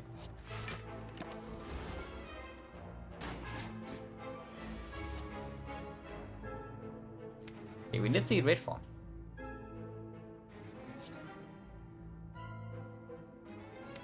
Of course, I would like to draw into Apotheosis. Did not draw into Apotheosis. Bottom deck.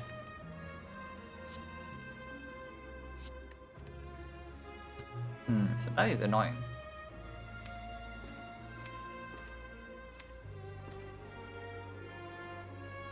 Two turns. Probably fine. Here we can take 3. Or we can take 3 and have double damage next turn, or we can get 1 strength and full block. Okay, fine to do. Double damage next turn is not even that good anyway, with the weakness.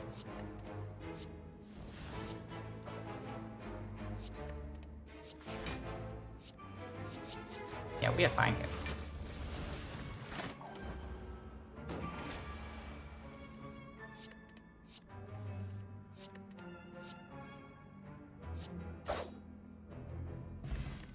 It's fine. Wallet plans. Yeah, wallet plans red form, wallet plans piercing will, wallet plans like hopefully comes after Apotheosis.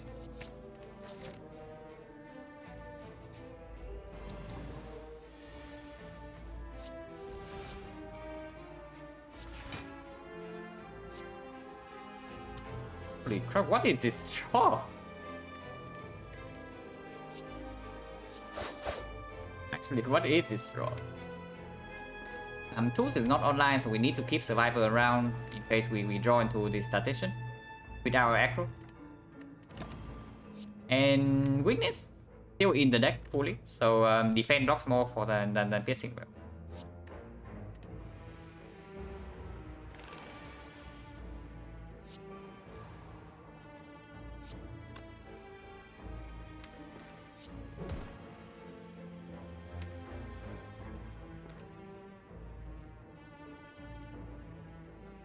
we burst defense, burst survivor, that is like 38, so that's only full block. If we burst escape plan, yeah, just bursting survivor and defense only full block, so we can burst escape plan. A good burst. Can burst leg sweep instead. Leg 2. That's probably not a good idea. Wait. Oh yeah, we can burst with leg sweep. But if we burst survivor right now, we cannot even play the defense anymore.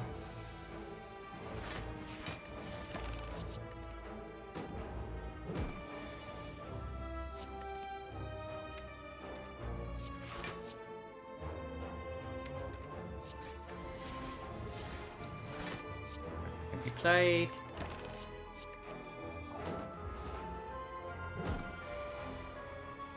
Hey, thank you very much for the raid.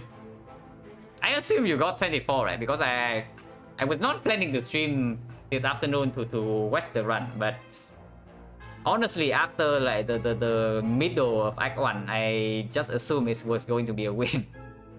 After seeing like backup prep into rush down or some nonsense. There's no way you lose that run.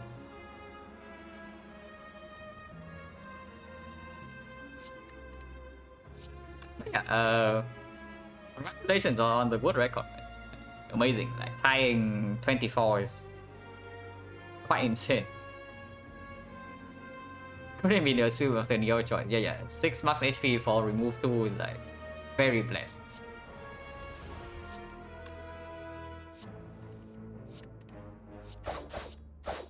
Wrong order, doesn't matter because this guy dies. Fine, here's Nightmare Red form. Yeah, fellow world record holder. This run has been, I wouldn't say like exactly a roller coaster, but it was weird. Because we got Apotheosis from Neo, and we took 3 elites in Act 1. 2 of them were Lagavulin, so Act 1 was like completely free. We killed Slime Boss with like 47 HP left, no potion use, with bottom deck Apotheosis. But for some reason, like in Act 2, we just like stopped. We did not really get real cards in Act 2, and now in Act 3 we're like suffering from lack of draws. But apparently we have like Nightmare Red form now, so hopefully it goes up.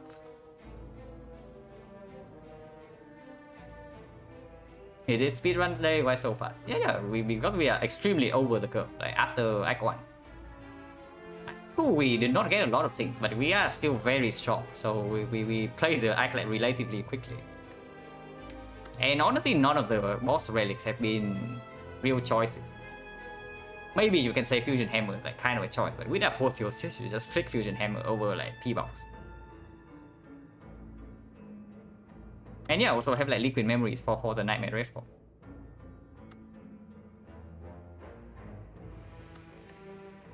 What is surprising me a little bit is that its mutations actually did not work that well in Act 2. Like when this was our deck coming into Act 2, like up until this PK. And mutations did not really play that well with this deck. Surprising, but happened. What was our against Level Caller? It was Joker and Crown. So we are definitely not picking Crown. And yeah, we are probably not super interested in Joker either. With like the trade, tactician, like everything's upgraded after we play the Apotheosis. Yeah, you pick her up. Honestly, if I have like Nightmare Red form already, when the boss relic comes with the Well Plan, then maybe I also click the Crown. But at the time when we clicked the Crown, our deck was like until here, yeah, here, the burst. Our deck at the time, like, honestly, did not have enough answers yet. Like, our damage scaling not super fast, and our block is also not so.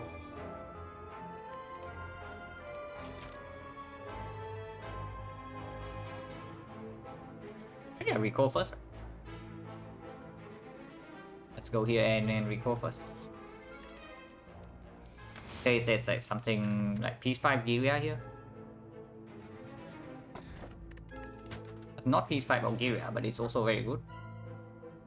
Now Tiny Chair is not propping, but the only event we have seen in this deck was Holding. That basically gives like almost no information. But yeah, I think I want the rest. Now that I have Nightmare Reform Well Defense, I actually want to rest twice. Instead of going to more whole effects, even though like, of course more card rewards also strong. But we still need more card draw. But again, Sensory Stone extremely powerful because it can give us secret technique.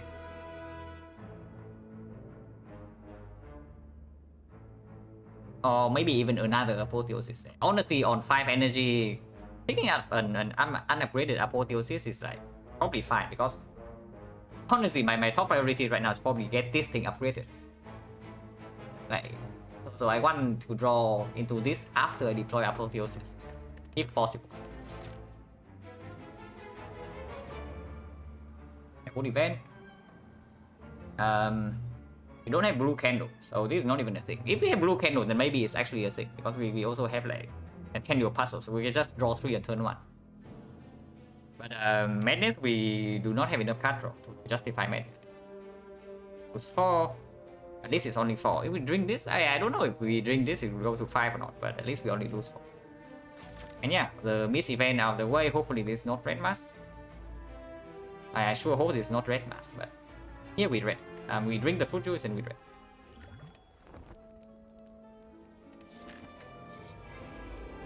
Again.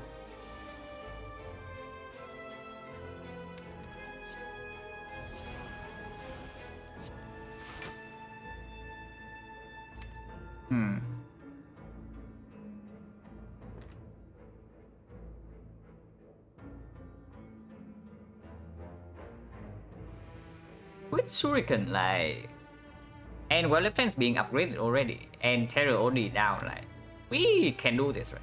We just play the red form immediately. After we get set up, like, dealing 90 should not be a problem.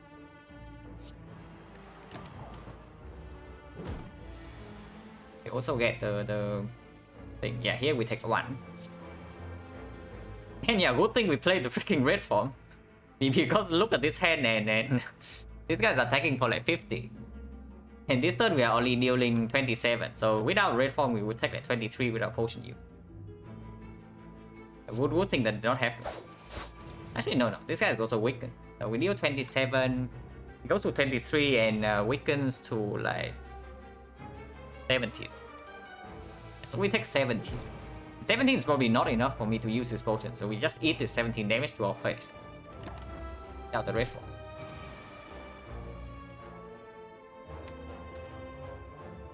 I think we was like complete trash.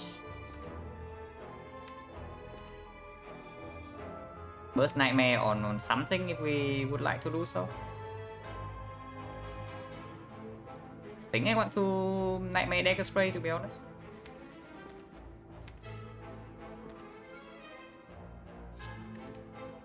Patient's not in the draw pile anymore though. And next turn we are out of intangible, so we actually need to deal some damage to this guy. Got some block.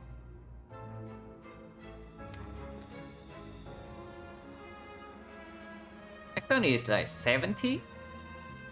So with Nightmare Dagger Spray it deals 20, so 60.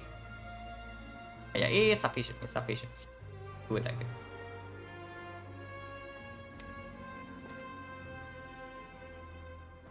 Yeah, we can even burst Nightmare this thing. So actually, let's do that.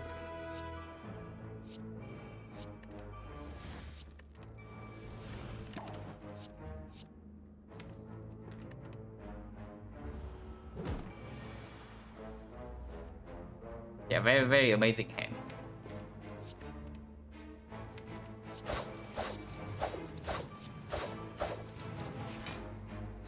It's full block, and then we keep like 2 Dagger Spray for next turn.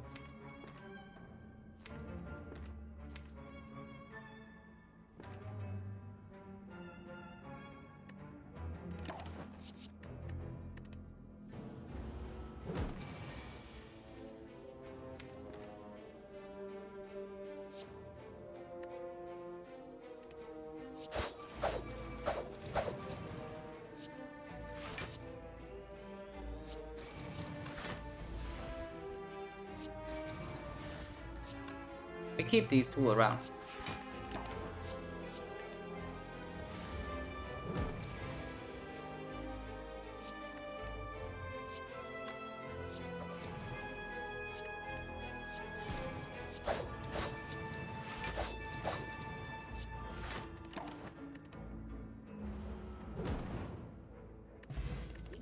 The potion setup not needed. Expertise. What is expertise? Probably not very good.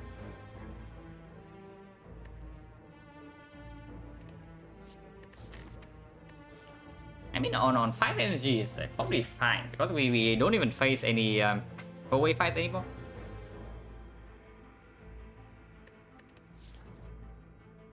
And any draw is a good draw because the moment we get like Nightmare Red Form in play, we just win the fight. Hey Ferrios, thank you very much for the 2 months.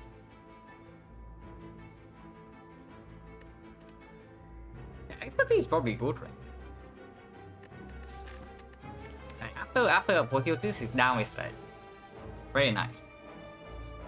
And even before Apotheosis is down, we have 5 energy, so we can actually play some cards and still play this thing. Or we can pick another dagger strike, but probably not.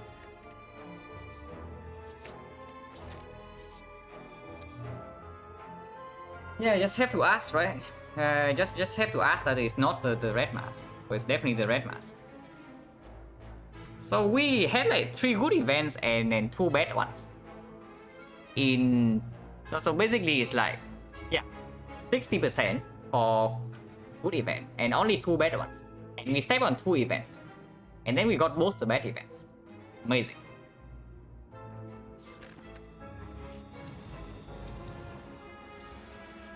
This guy should give us enough time to set up, at least I sure hope so.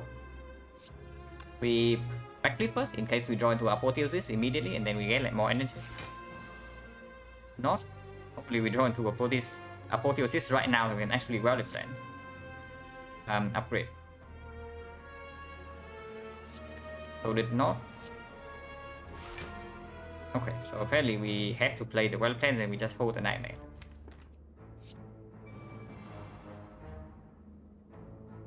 Okay.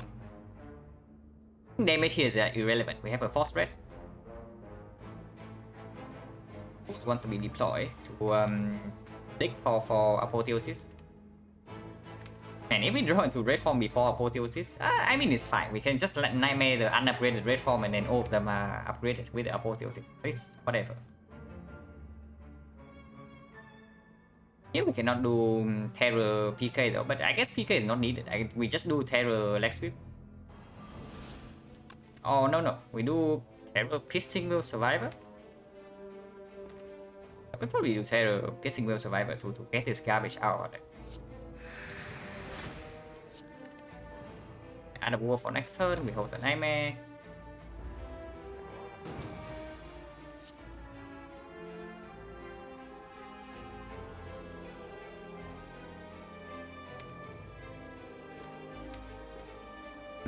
This is slightly weird. Probably Agony discard.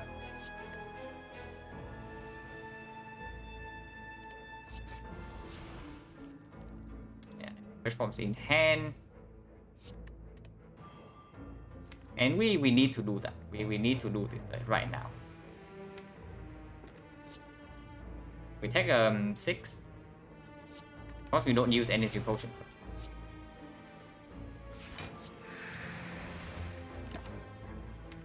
Now we can probably hold some damage. Or we should not hold anything at all.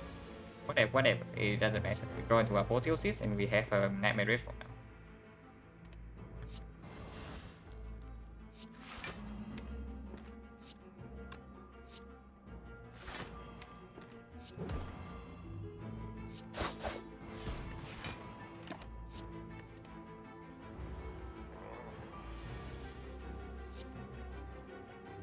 He is not needed.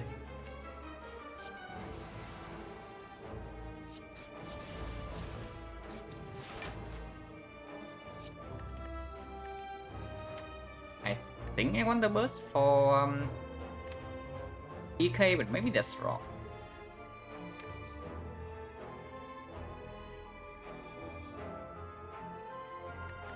It's probably fine to keep the burst. Maybe we draw into aggro or something. And we have a lot of time in this fight. We don't even take cheap damage because of the fan. It's the burst aggro if we want to do so.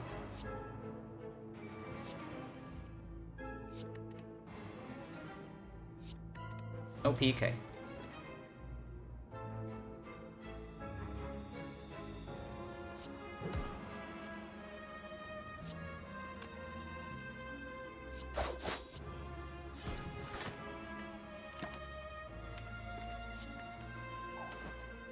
I mean, whatever. We have like plenty of time here.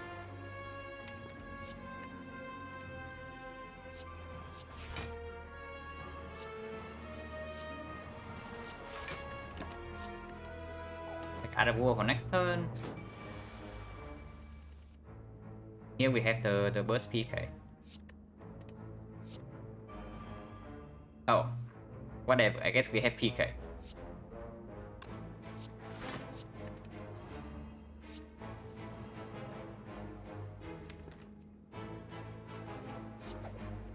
I mean, it doesn't matter. Like we take no damage in this fight from here.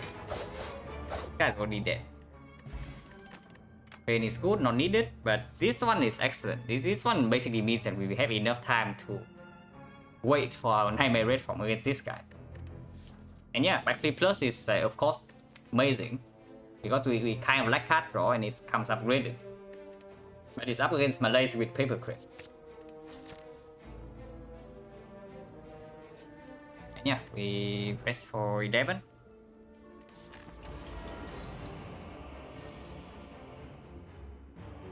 We just Malay for 6, right?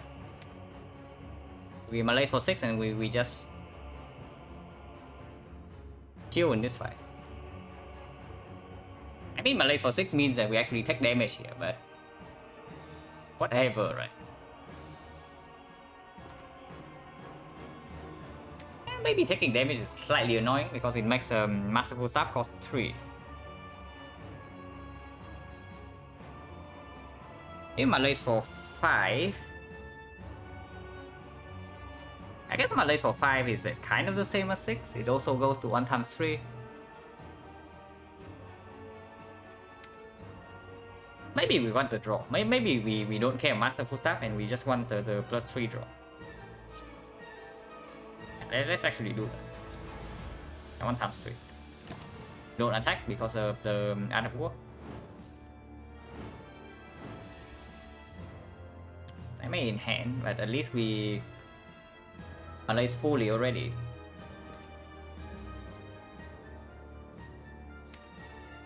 And probably attack a little bit.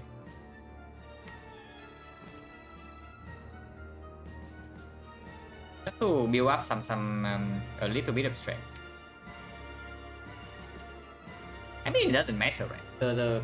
Honestly, the moment we get like Nightmare Red Form with upgraded Red Form in play, we just win this fight. So maybe our priority right now is just not to increase this guy's damage.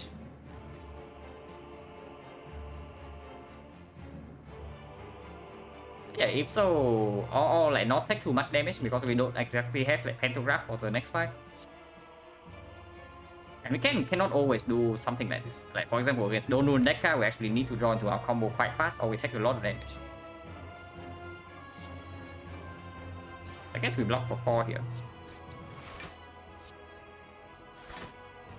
How about the whale?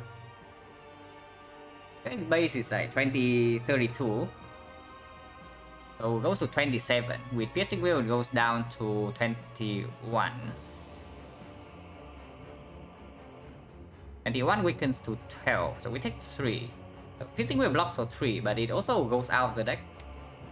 Which is probably what we want, right? Because the multi-attack. No, keep wheel for multi-attack. Exactly what I'm about to say, right? Because the multi-attack when before the strength debuff is purged is not going to hurt us. And afterwards, when this guy gets to half HP and he removes this Malaise debuff, we are going to be like intangible. So this card is also a card that we want to get rid of later. We'll probably just play the whale now. PK we don't play. We probably don't attack next turn. Take another 3. Apotheosis. So Apotheosis before Valley Plan is very good.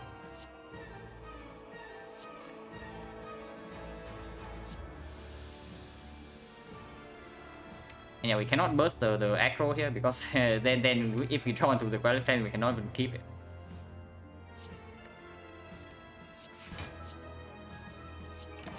I should not have discarded Red Form. That was just a mistake. But we can keep the burst now, and when we draw into Nightmare Red Form, we just do burst Nightmare Red Form.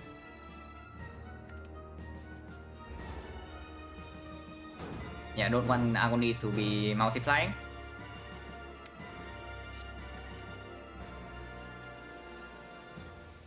Arrow! Doesn't matter when it comes. And probably get it out of the deck like, immediately.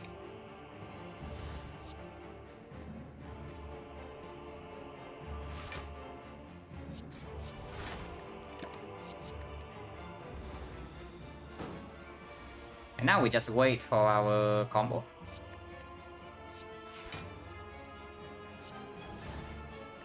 Yeah, we don't even need to attack.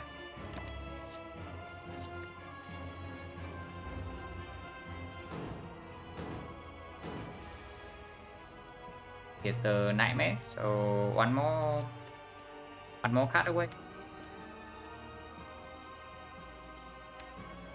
And we have like 6 energy with the other ward because we never attack, so the moment we draw into red form we can do like burst Nightmare into red form and then play the red form immediately.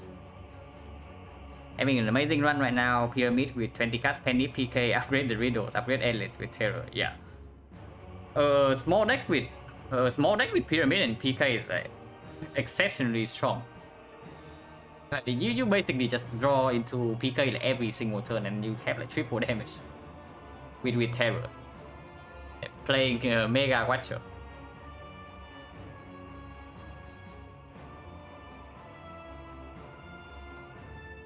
Honestly, a deck that can play PK every single turn is probably my favorite type of physical deck.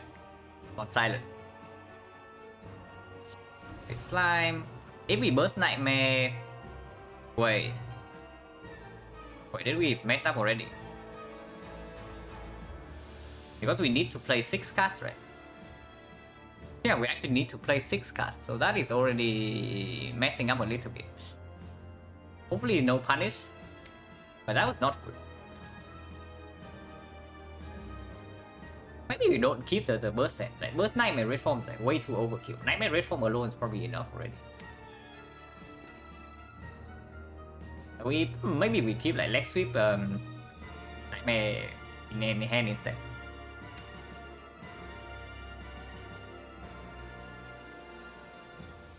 Oh man, don't worry about it. Don't worry about it. Feel free to share. And yeah, that is like really insane. Very strong combo and like extremely satisfying to play. But yeah, here we just keep her leg sweep and Nightmare in hand because we have only mess up.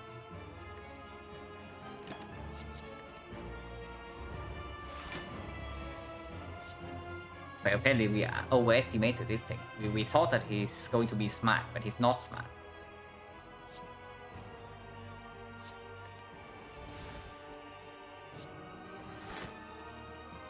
Here we can start getting strength.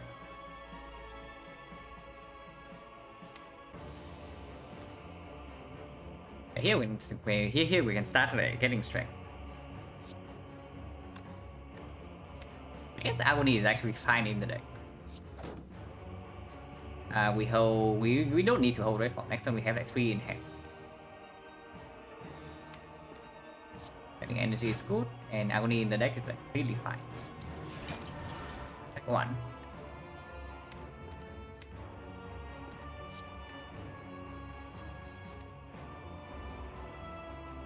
Time Eater didn't even show up yet. Sometimes Time Eater is just bad at the game.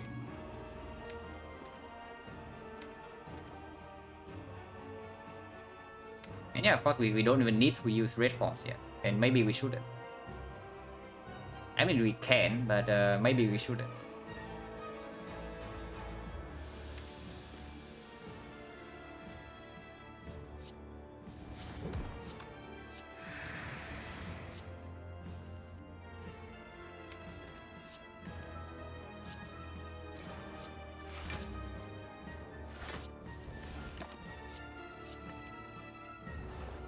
Because right now we are still blocking easily with the Malays and Paper Crate.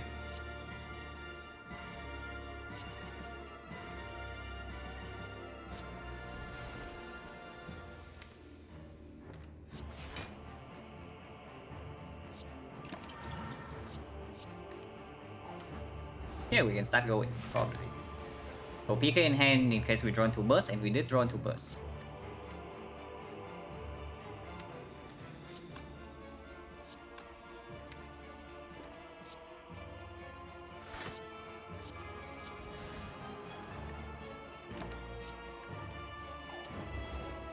Yeah, Master Busa for 5. But we have lost like only like 5 HP. Need to play this here. We also want to exhaust the slime. Play this.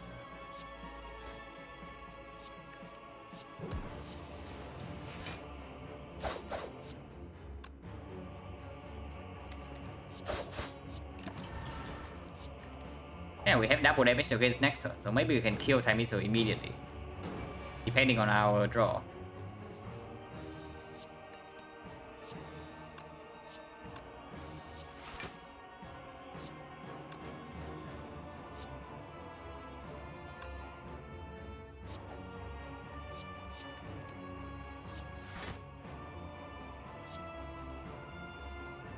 Okay, maybe we cannot kill.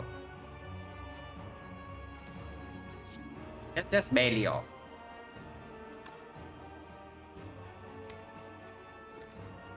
Just need to draw into like one attack, and then time meter is already dead, but it's fine. We still get one more strength though. And we keep burst red form in hand to burst PK again.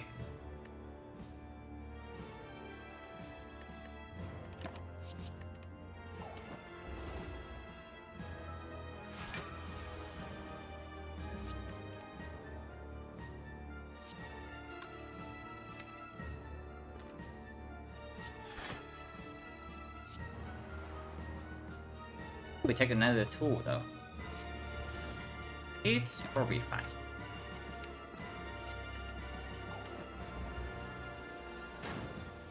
Multiple subs are already unplayable anyway. Okay, the last card, the classic, and don't exactly want to shuffle out all the attacks.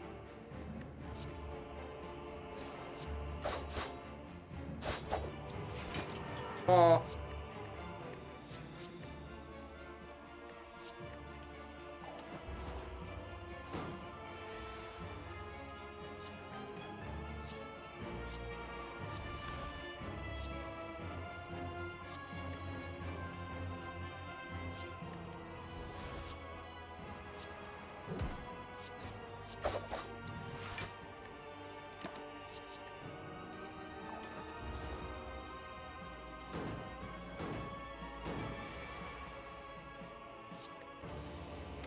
That's getting smarter because now we can only block with like 3 attacks, so he just like trying to cheap us with 1 times 3.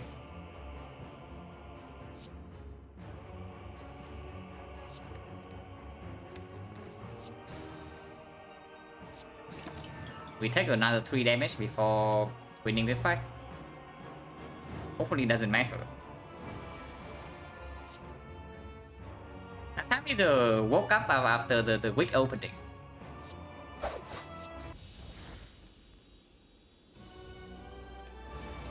Awaken one probably easier than the Rune Decker just because we have this.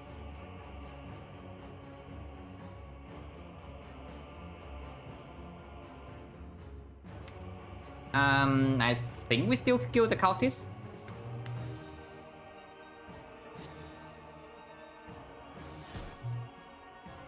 And we don't need a point of strength here. We just malaise this guy for 4 to again play into like the stall game.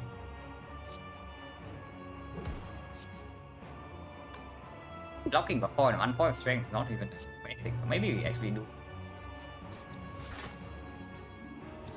No PK. 6.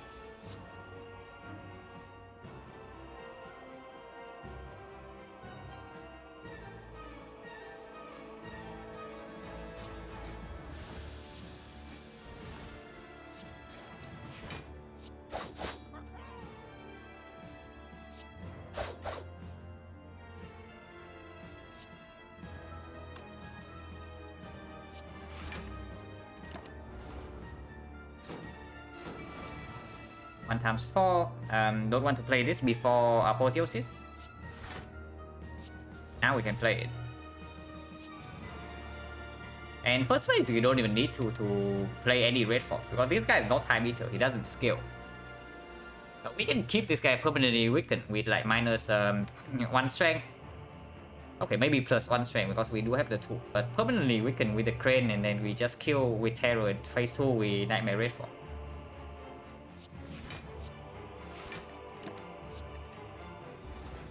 Poison next turn, this guy's still permanently weakened.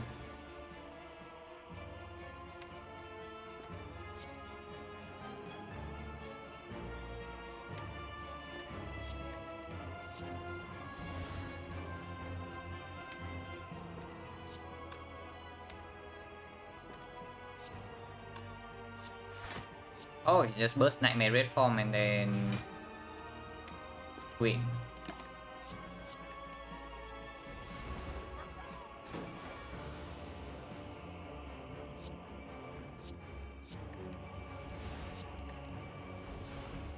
Yeah, so apparently we have I don't even want to know like how many turns.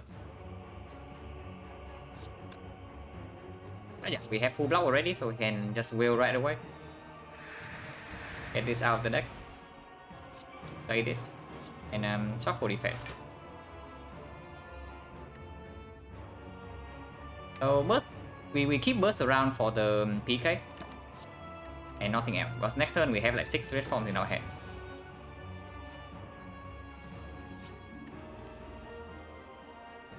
Yeah, that's so many powers, it is true. And we don't even play any of them yet.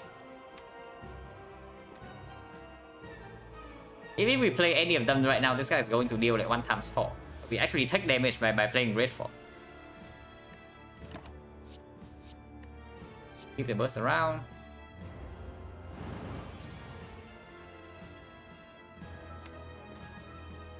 And yeah, we still don't need to play the red form yet.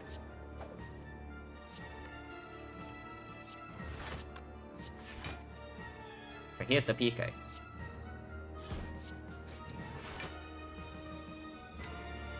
Maybe just keep burst PK then. And next time we have full block anyway.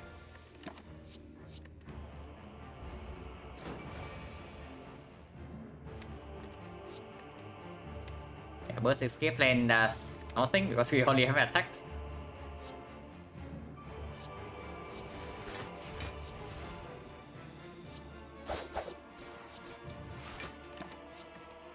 And yeah, this fight we don't even need a single red form for, but apparently we have like 7 copies in our deck or something. And we don't need a single one. And here we can probably start playing red form.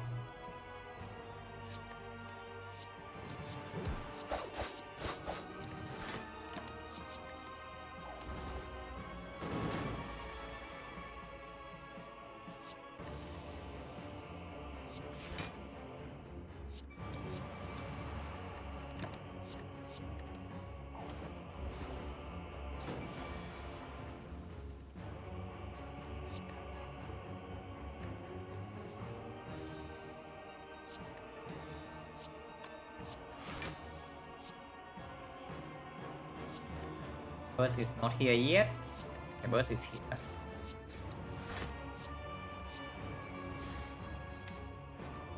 Maybe that was not so good. Maybe she should have just proc it, but whatever.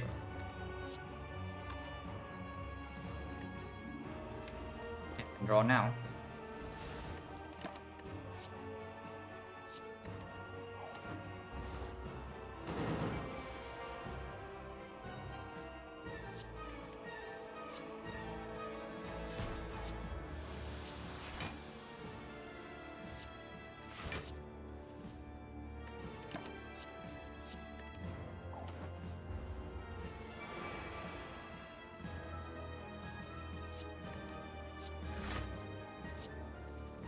Burst PK is here again.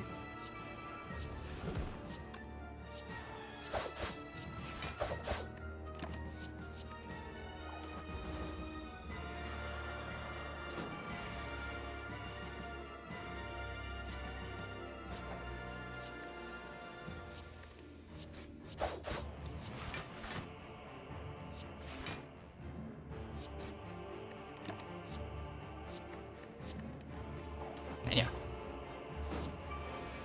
We have like 378 gold going into the next act, so hopefully the shop has something to improve our consistency.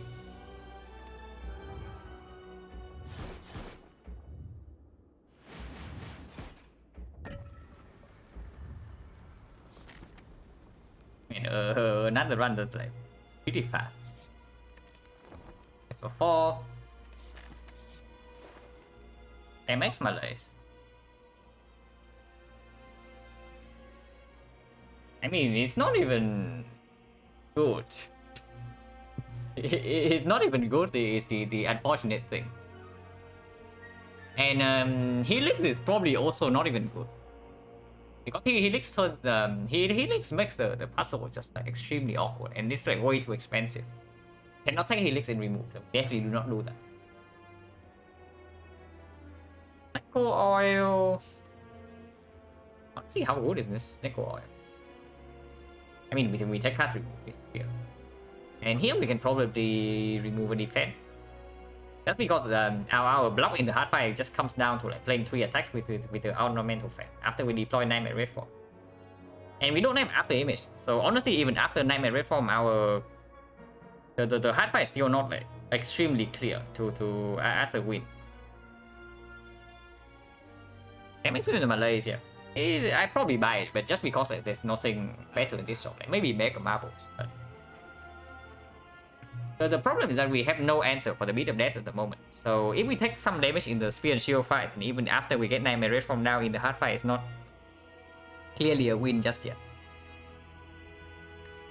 And if that's the case, then we need to remove defense, because after deploying Nightmare Red Form, we need to draw into our attacks. Because honestly, our damage is not very high. And our attack density is also not very high now that we added all of these non-attacks. We don't exactly have dexterity, so Pen also doesn't super play.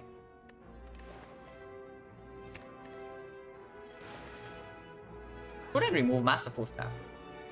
But Masterful Staff probably performs better, slightly better against the elites, and basically the same against the hard. Like defense unplayable, Masterful Staff unplayable. Sometimes Masterful Staff can be played early on. And here's there's Chemex on the Malays, but yeah, I need to take a short toilet break, so we're back in like 3 minutes. I still don't know what I buy in this shop yet. Not super clear.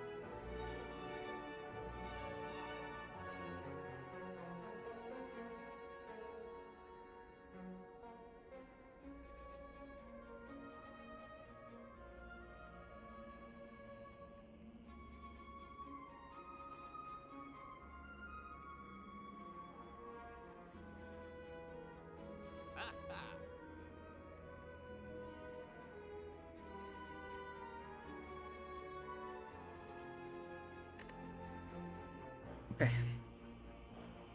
So yeah, Chemex with Malay, right? What does it actually do? Because here, like you see, we don't have we don't exactly have front load artifact strip. Like we don't have, yeah, bag of marbles right here. We don't have red mask, we don't have front load. So does the Chemex on Malays like do anything against spear and shield? Is the first question. Like we still need to strip 2 artifacts before the Malays even works. And how much do we need to Malays for anyway when we have the energy potion already? And against the heart it also doesn't matter, right? Because we Malays for 2 and that's enough for the first cycle, and after that we have like 2 upgraded piercing wheel. So any multi-attack we can only block. The weakness doesn't matter as much because we are going to have Nightmare Red Form fairly early on in the fight with the liquid memories. So in the hard fight, the Chemex Malays also doesn't play. I think what I'm thinking right now is that I actually buy this Mega Marbles. Just to strip 1 artifact on the Spear and Shield. Because stripping artifact also means that we can actually block in against turn 2 with the piercing wheel sometimes. Because then we only need to strip 1 more artifact, and if not, if piercing wheel is not full block, then we can also get weakness down, which is exceptionally important with the crit.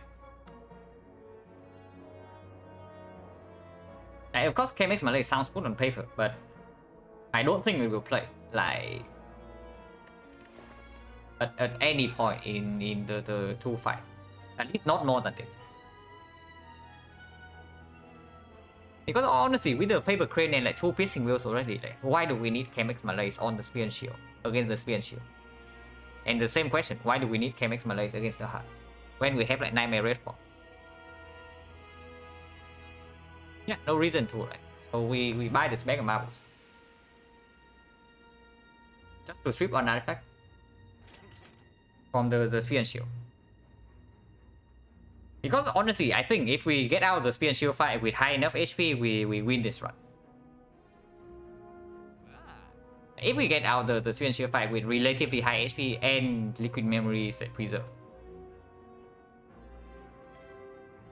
So anything else we would consider in this shot. Like Blur, definitely not. We just remove defense. We are not interested in blocking normally. At least past a certain point. And we don't like, really have dexterity either. Accuracy, of course not. We have no shifts.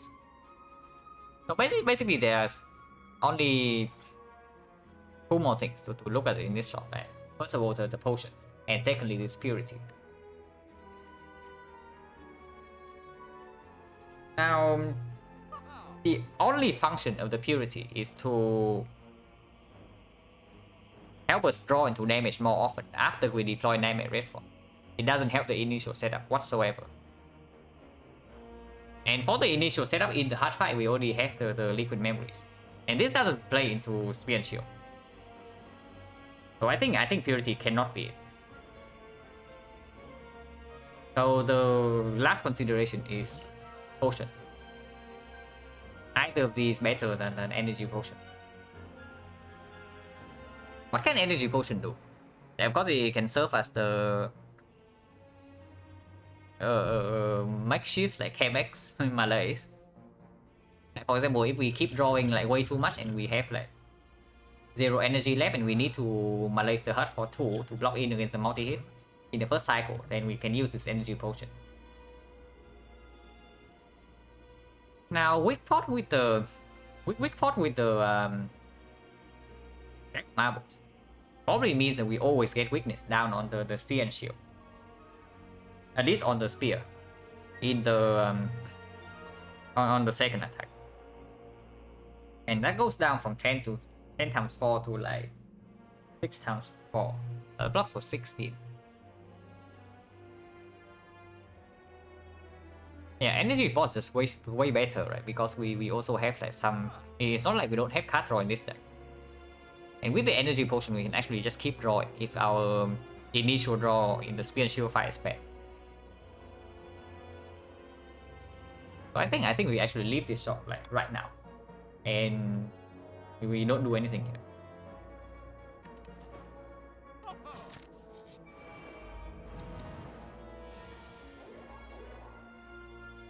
Okay. I don't know if this attack pattern is good or not, but here you see the bag of marbles are instantly playing, right? Because now we can choose to whether we put like weakness or vulnerable on this guy immediately.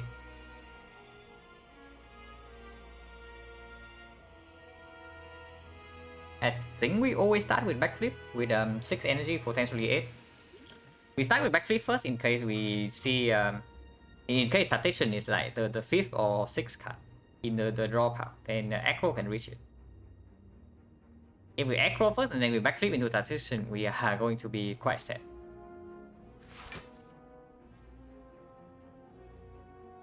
And I think weakness is more valuable than vulnerable. Because without the PK on turn 1, we are not like trying to burst them down. I'm trying to burst.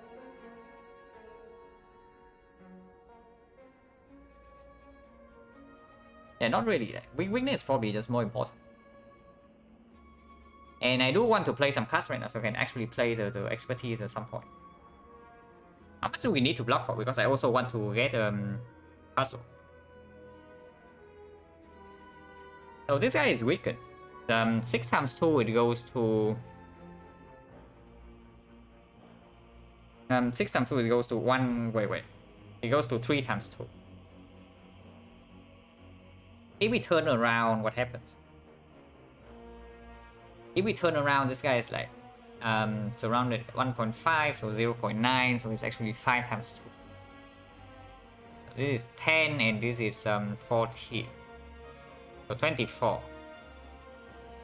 Right now we block for 20, so we take 4 damage.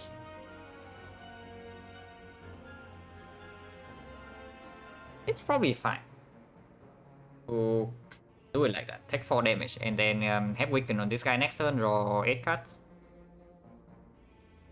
Or we can just aggro first and see what happens. Because we can aggro into a lot of things.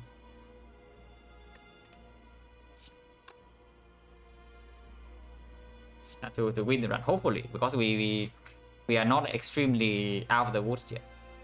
Just because we have like absolutely 0 way to deal with the beat up deck. I mean, I say absolutely 0 is not exactly accurate, but this thing doesn't exactly block for the first 2 attacks that we play, so we still take like 2 beat up deaths every time we play 3 attacks.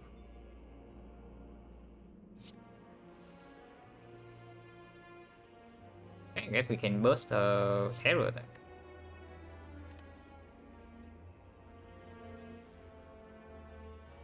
So if we do it something like this instead, we do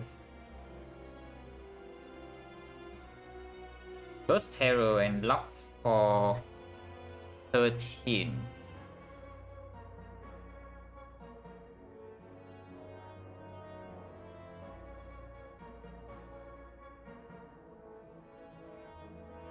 So we block for 18 and we face 24, so we take 6.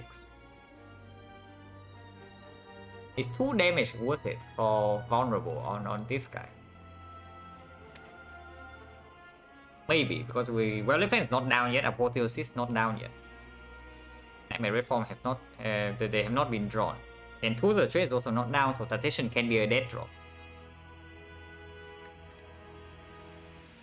That is quite scary.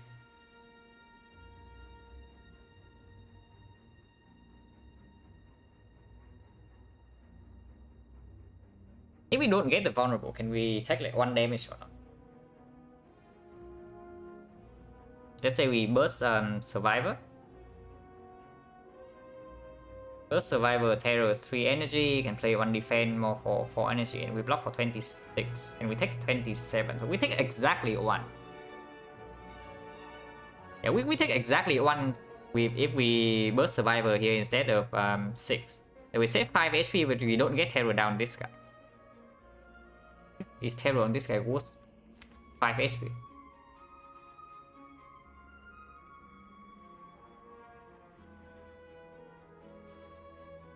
Honestly, I don't think so. Maybe that's just wrong, because like not killing this guy also means that we actually get more burns into our deck, and after Nightmare Red form, like the burns are going to deal a lot of shit.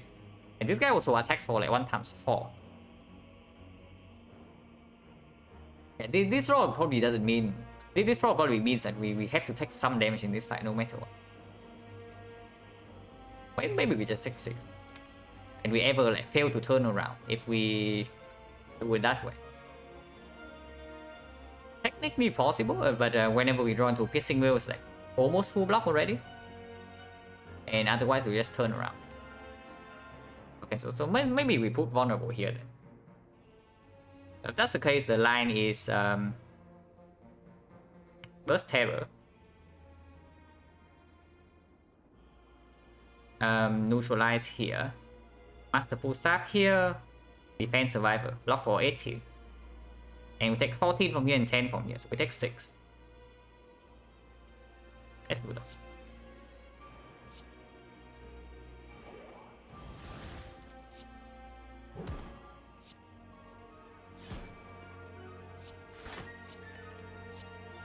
We don't draw here.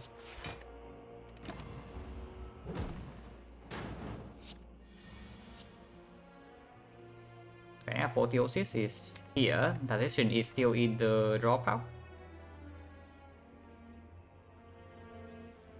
And yeah, we have Energy Potion, so we can keep drawing.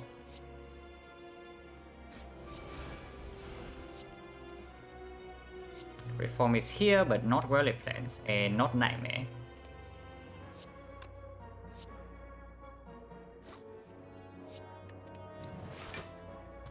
Decision time.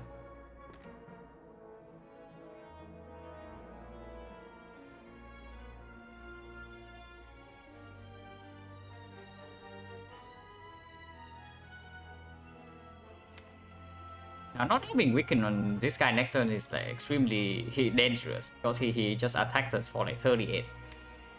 And we have no real block in the deck.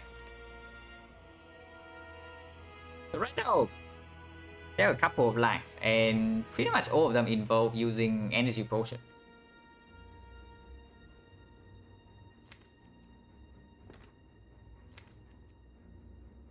Well, if it's not in play, makes me not super confident about just popping Red Form immediately.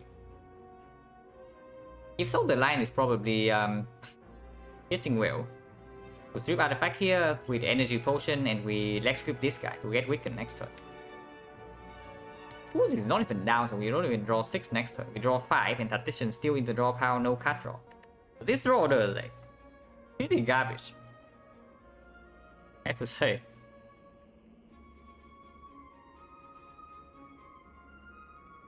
Probably time for Energy Potion. Because if we draw into Piercing Will next turn, even if this guy Burn Strike, is still full block. Even when we are facing here. And we're getting Weakened down is like way too important next turn. Or for next turn. See Piercing Will first. This guy. I played PK anyway, and then we just play the attack.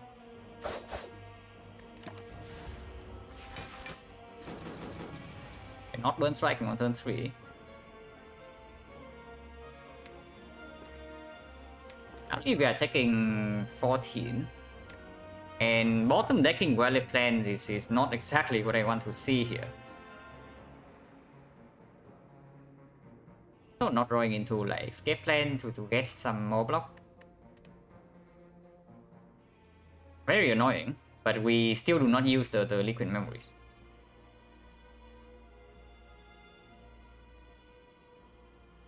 So if we malaise for the 38, so if we malaise for 4 or 5. And also, yeah, Bag of Marbles has already played like way more than Chemex, by the way. If you look at what's happening in this fight. Without the Bag of Marbles, we would have like suffered quite a lot already, because we cannot strip Artifact and we cannot deploy Weakness on it. And this guy doesn't have Vulnerable.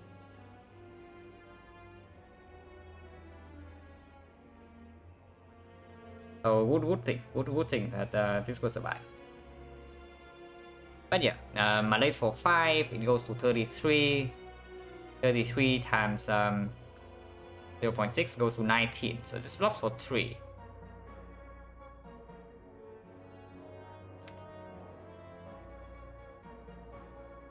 Unfortunately, there's no way we can do like Malays on this guy and then turning back to here. But that's what I would like to do, because then this guy is attacking us for like quite a lot in the following turns, and we have like no guarantee at the moment. Holy crap, that is bad. And this guy is so annoying. Yeah, we cannot even use Piercing Wheel to block the burn strike next turn from this guy, because then turn after he just hits us for like 12 times 4. And we have no guarantee in hand the next shuffle, so we cannot even save ourselves with the Liquid Memories.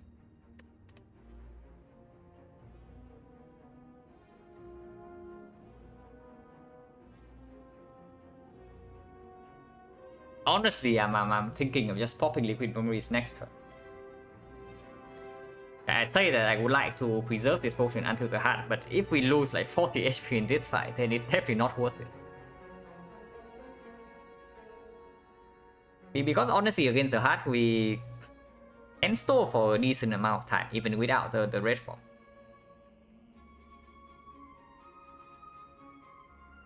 But it's definitely not a good spot to be in.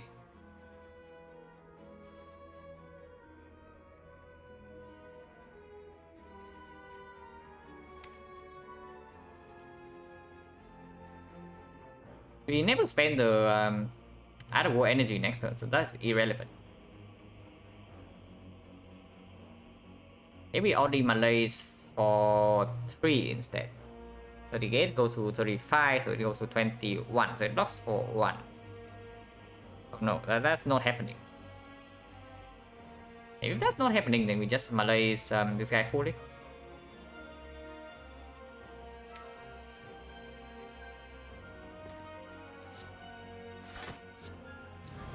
Take 11.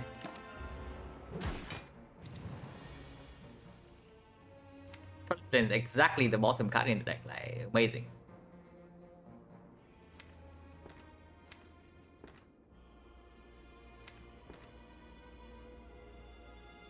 Well, of course here we can also do Nightmare on Piercing Wheel.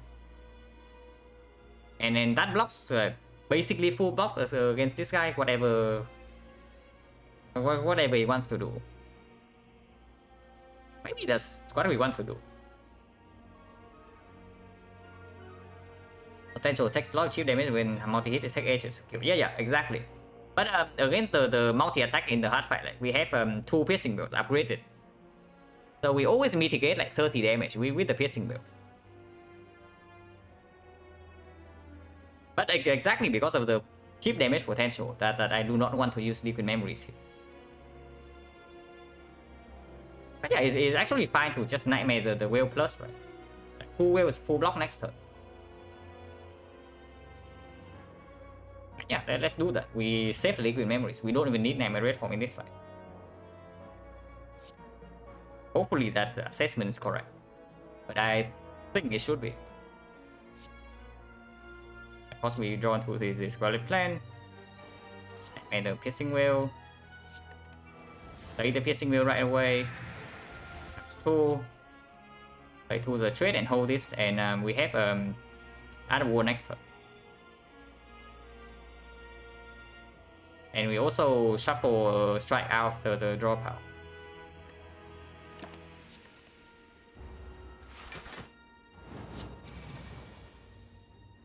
Who else is full block against this?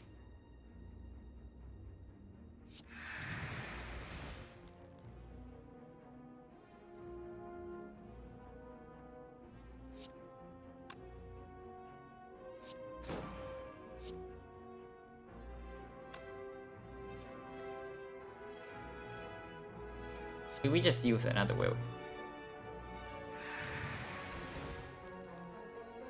And now we just play 3 attacks.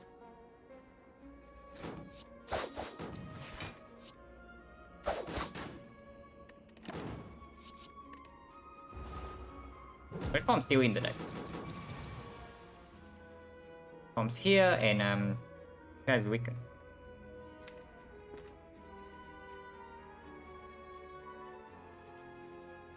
Turnaround is only 20, so this and this basically full blocks already.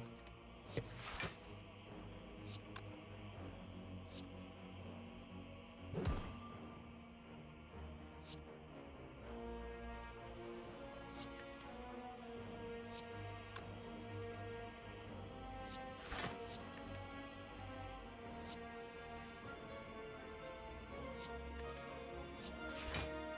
First PK is here, which is exactly what we want.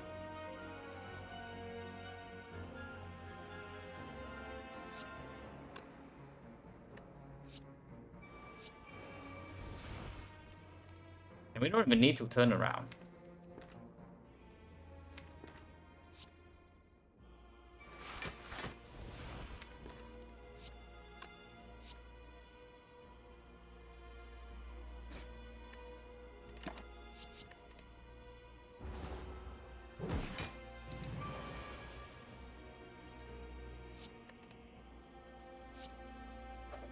That's already dead, so that's good.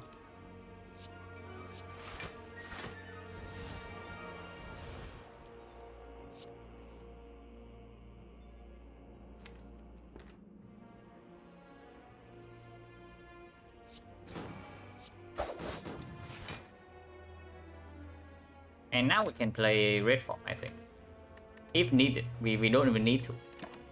And we can do it.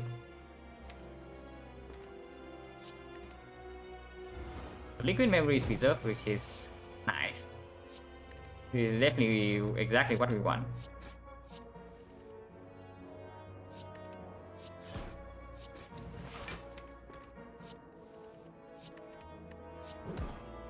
And dies to poison next turn.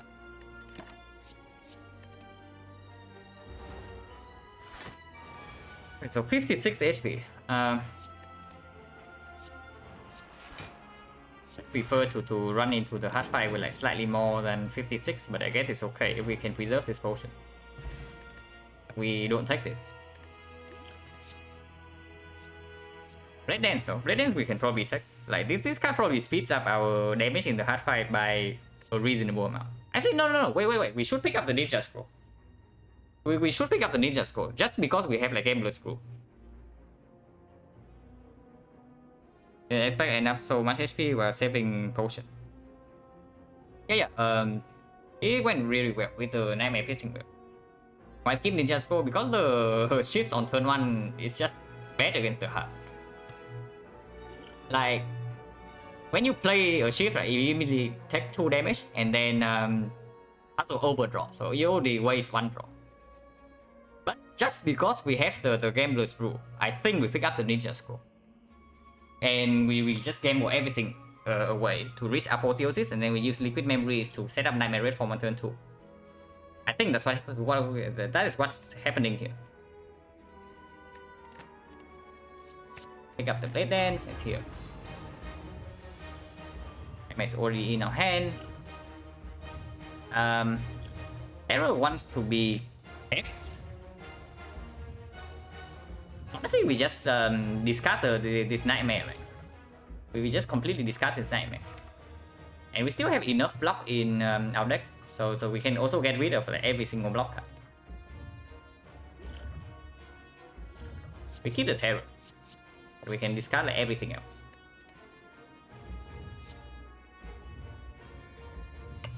And here's Apotheosis.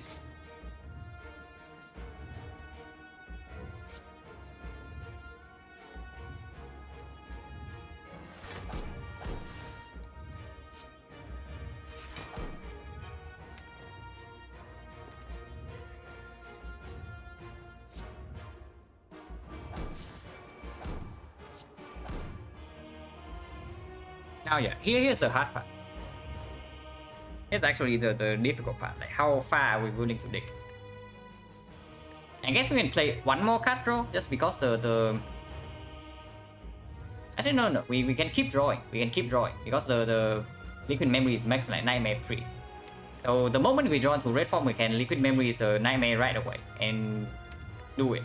As long as we have on energy to play the Well-Lit Plans, whenever we draw into it, we can keep drawing. Malays for 3 also works. We can Malays here to make sure that we don't take that much damage in first cycle. And I think Centennial Puzzle, I think Art of War is good for next turn. That's because we are probably like taking Centennial Puzzle draw and we have a void in the draw part.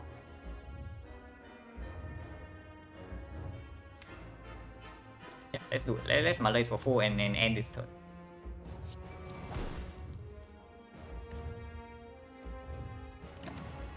I mean by 4 I mean 3. So turn 15, well, Fence is in our hand.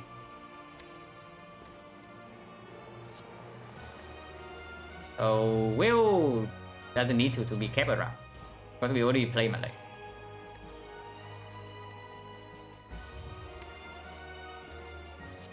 I can probably attack, but we can also play the defense first. I think attacking first is fine. Pardon? Nothing. Here's the burst Malays. Burst Malays on red form, but that is like way too overkill. I don't think we want actually one burst Malays. We don't play the red forms in. That's just wrong. But either way, we liquid memories the nightmare like right now.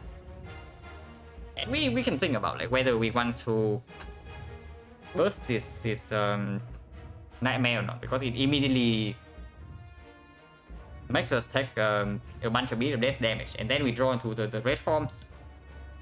And honestly, like way too many red forms is not even a good thing, because then whenever we draw into a red form, right, we commit 3 energy and we take 2 damage. And if we don't need the intangible, then it's just a bad card. Burst Malays would be funny. It doesn't matter because this guy gets rid of the strength debuff like on turn 3 anyway.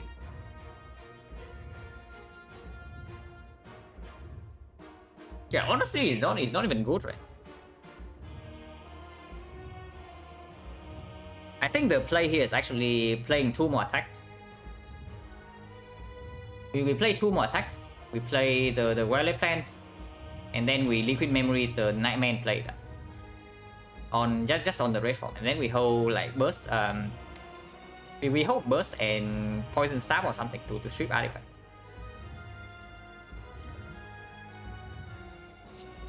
And yeah, void is already drawn, so we don't care about like drawing here. Lies is fine as an artifact strip, so we can get rid of this. Actually, then we probably don't even hold the burst. Maybe that's wrong.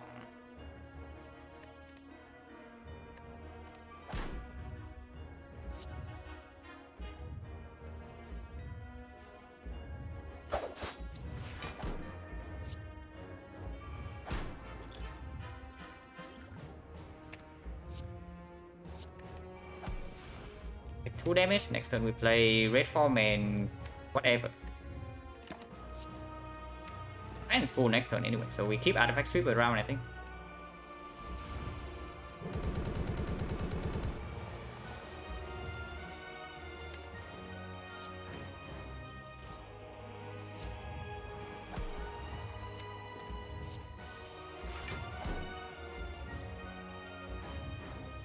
You cannot even play this bed.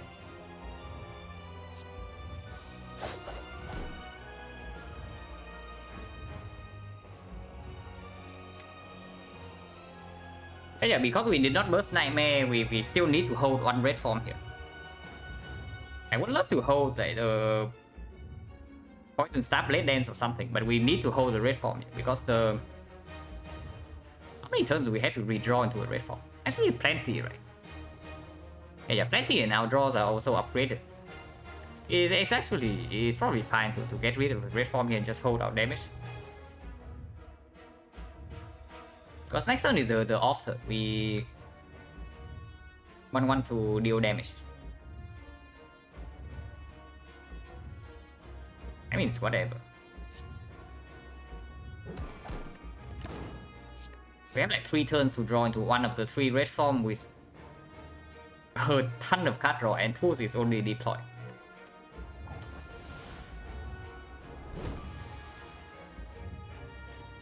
We only like draw into it.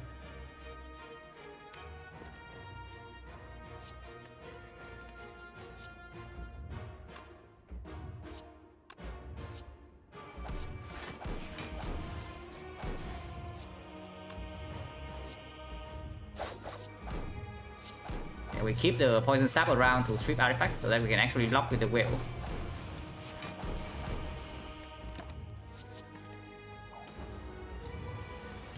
In first.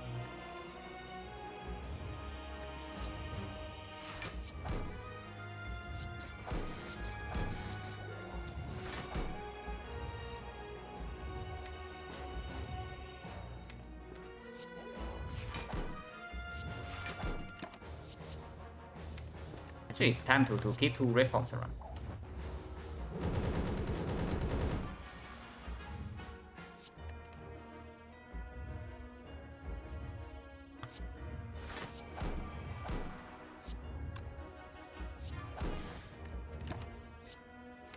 Another whale is still in the deck, so we don't need to keep it. Keep damage. Fine, looking fine. Escape plan is completely worthless, so we discard it.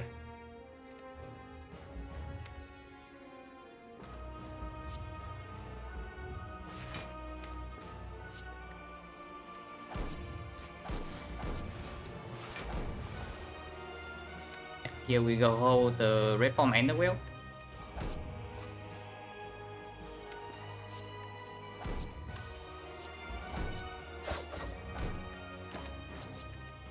Is like totally fine from here.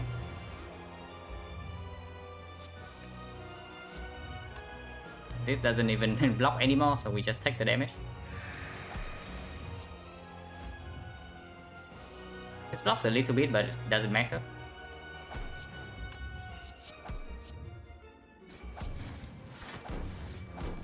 Because we are just maxing out at the moment.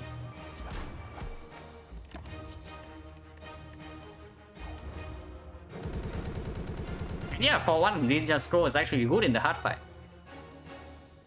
Like, for one, Ninja Scroll is actually good.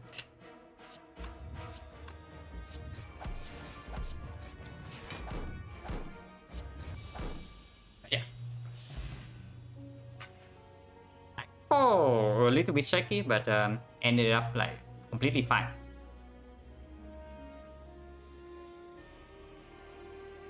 So we are at 9, 17, and streak is 8.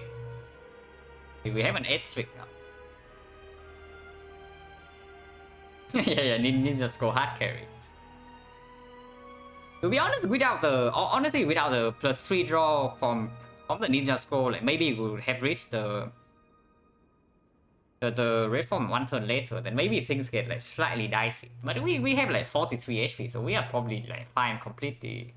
It doesn't matter what happens because we have like so much HP. And the first hit was only for 38, I think. Yeah, the first hit was only for 38. It's not like we have 0 block. So even if we have taken the first big hit, we would still be alive. Ninja Scroll helps, but not that much. yeah, I'm in danger of losing my record. Yeah, taking Ninja Scroll because of Gambler's Rule was really cool, right? And yeah, Mega Marvels, like, I'm super convinced that this is just completely correct over the KMX. The KMX would not have done anything. He did both fights. As expected. But the Mega Marvels played in the Spear and Shield fight, for sure. Honestly, with 43 HP, it did not end up like mattering. But it was a good decision. This run is like, again, this run is another run that, for some reason, in 2 whole acts, we don't see like enough card draws. But this act 1 was just like completely, we're just stomping the spire in act 1, but in act 2 and act 3, we just like completely slowed down. Currently, streak is 8. I'm on a 8 win streak with silent at the moment.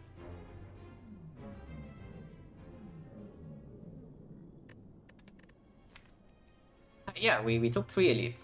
5 damage Lagavulin for 7, 2 damage sentries for 11, and 0 damage knob in on floor 14. So, okay, so we did not even face Lagavulin twice. We faced like all 3 elites and we took a total of like 7 damage. And then we beat Slime Loss, 0 damage taken, no potion used. 75. Are we actually back to 75? No. We are not back to 75 yet. We need 2 more wins. We need like 51-17 to be 75%. But yeah, just get 2 more wins, right? Easy. We just get a 10 win streak and then we are at like 75 again. Easy, right? Yeah, just a solid run. Like honestly, any run that has a good Neo bonus just goes like way smoother in Act 1. It's completely insane how bad like breaking your Neo bonus on silent is.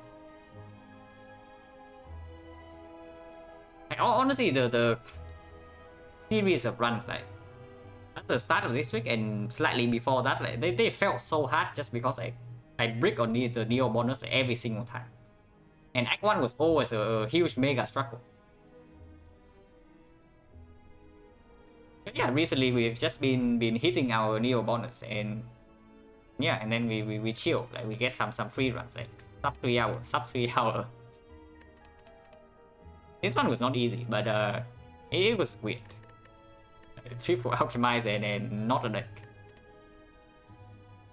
Yeah, this one was just red form with good potions. Act 1 being struggle just silent life. It's only the silent life if your Neo bonus is bad. Like here you see like we took 3 elites and facing the slime boss, and we end the act with 47 HP out of 60. That is definitely not a struggle, I can tell you that. Like this Act 1 we just completely stopped like the whole act.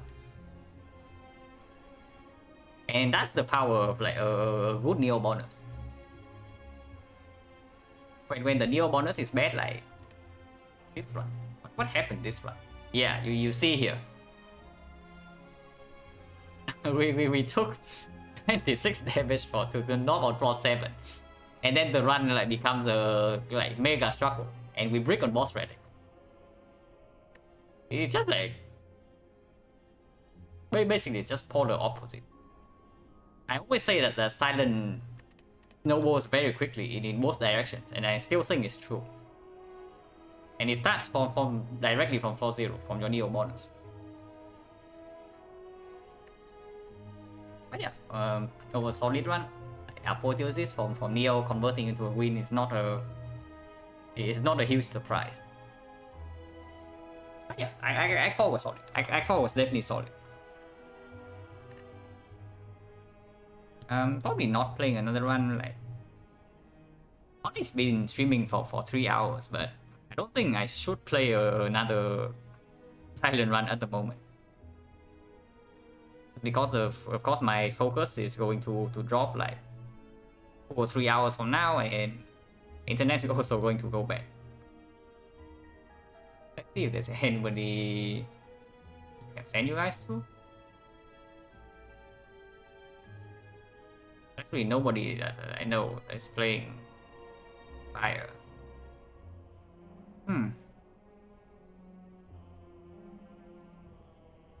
Anybody playing 820?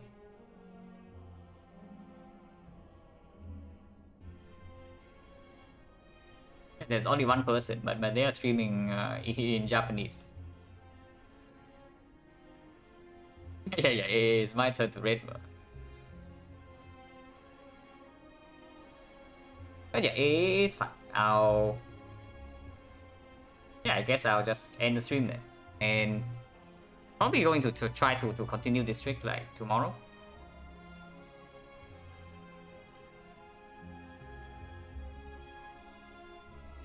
Refresh the page.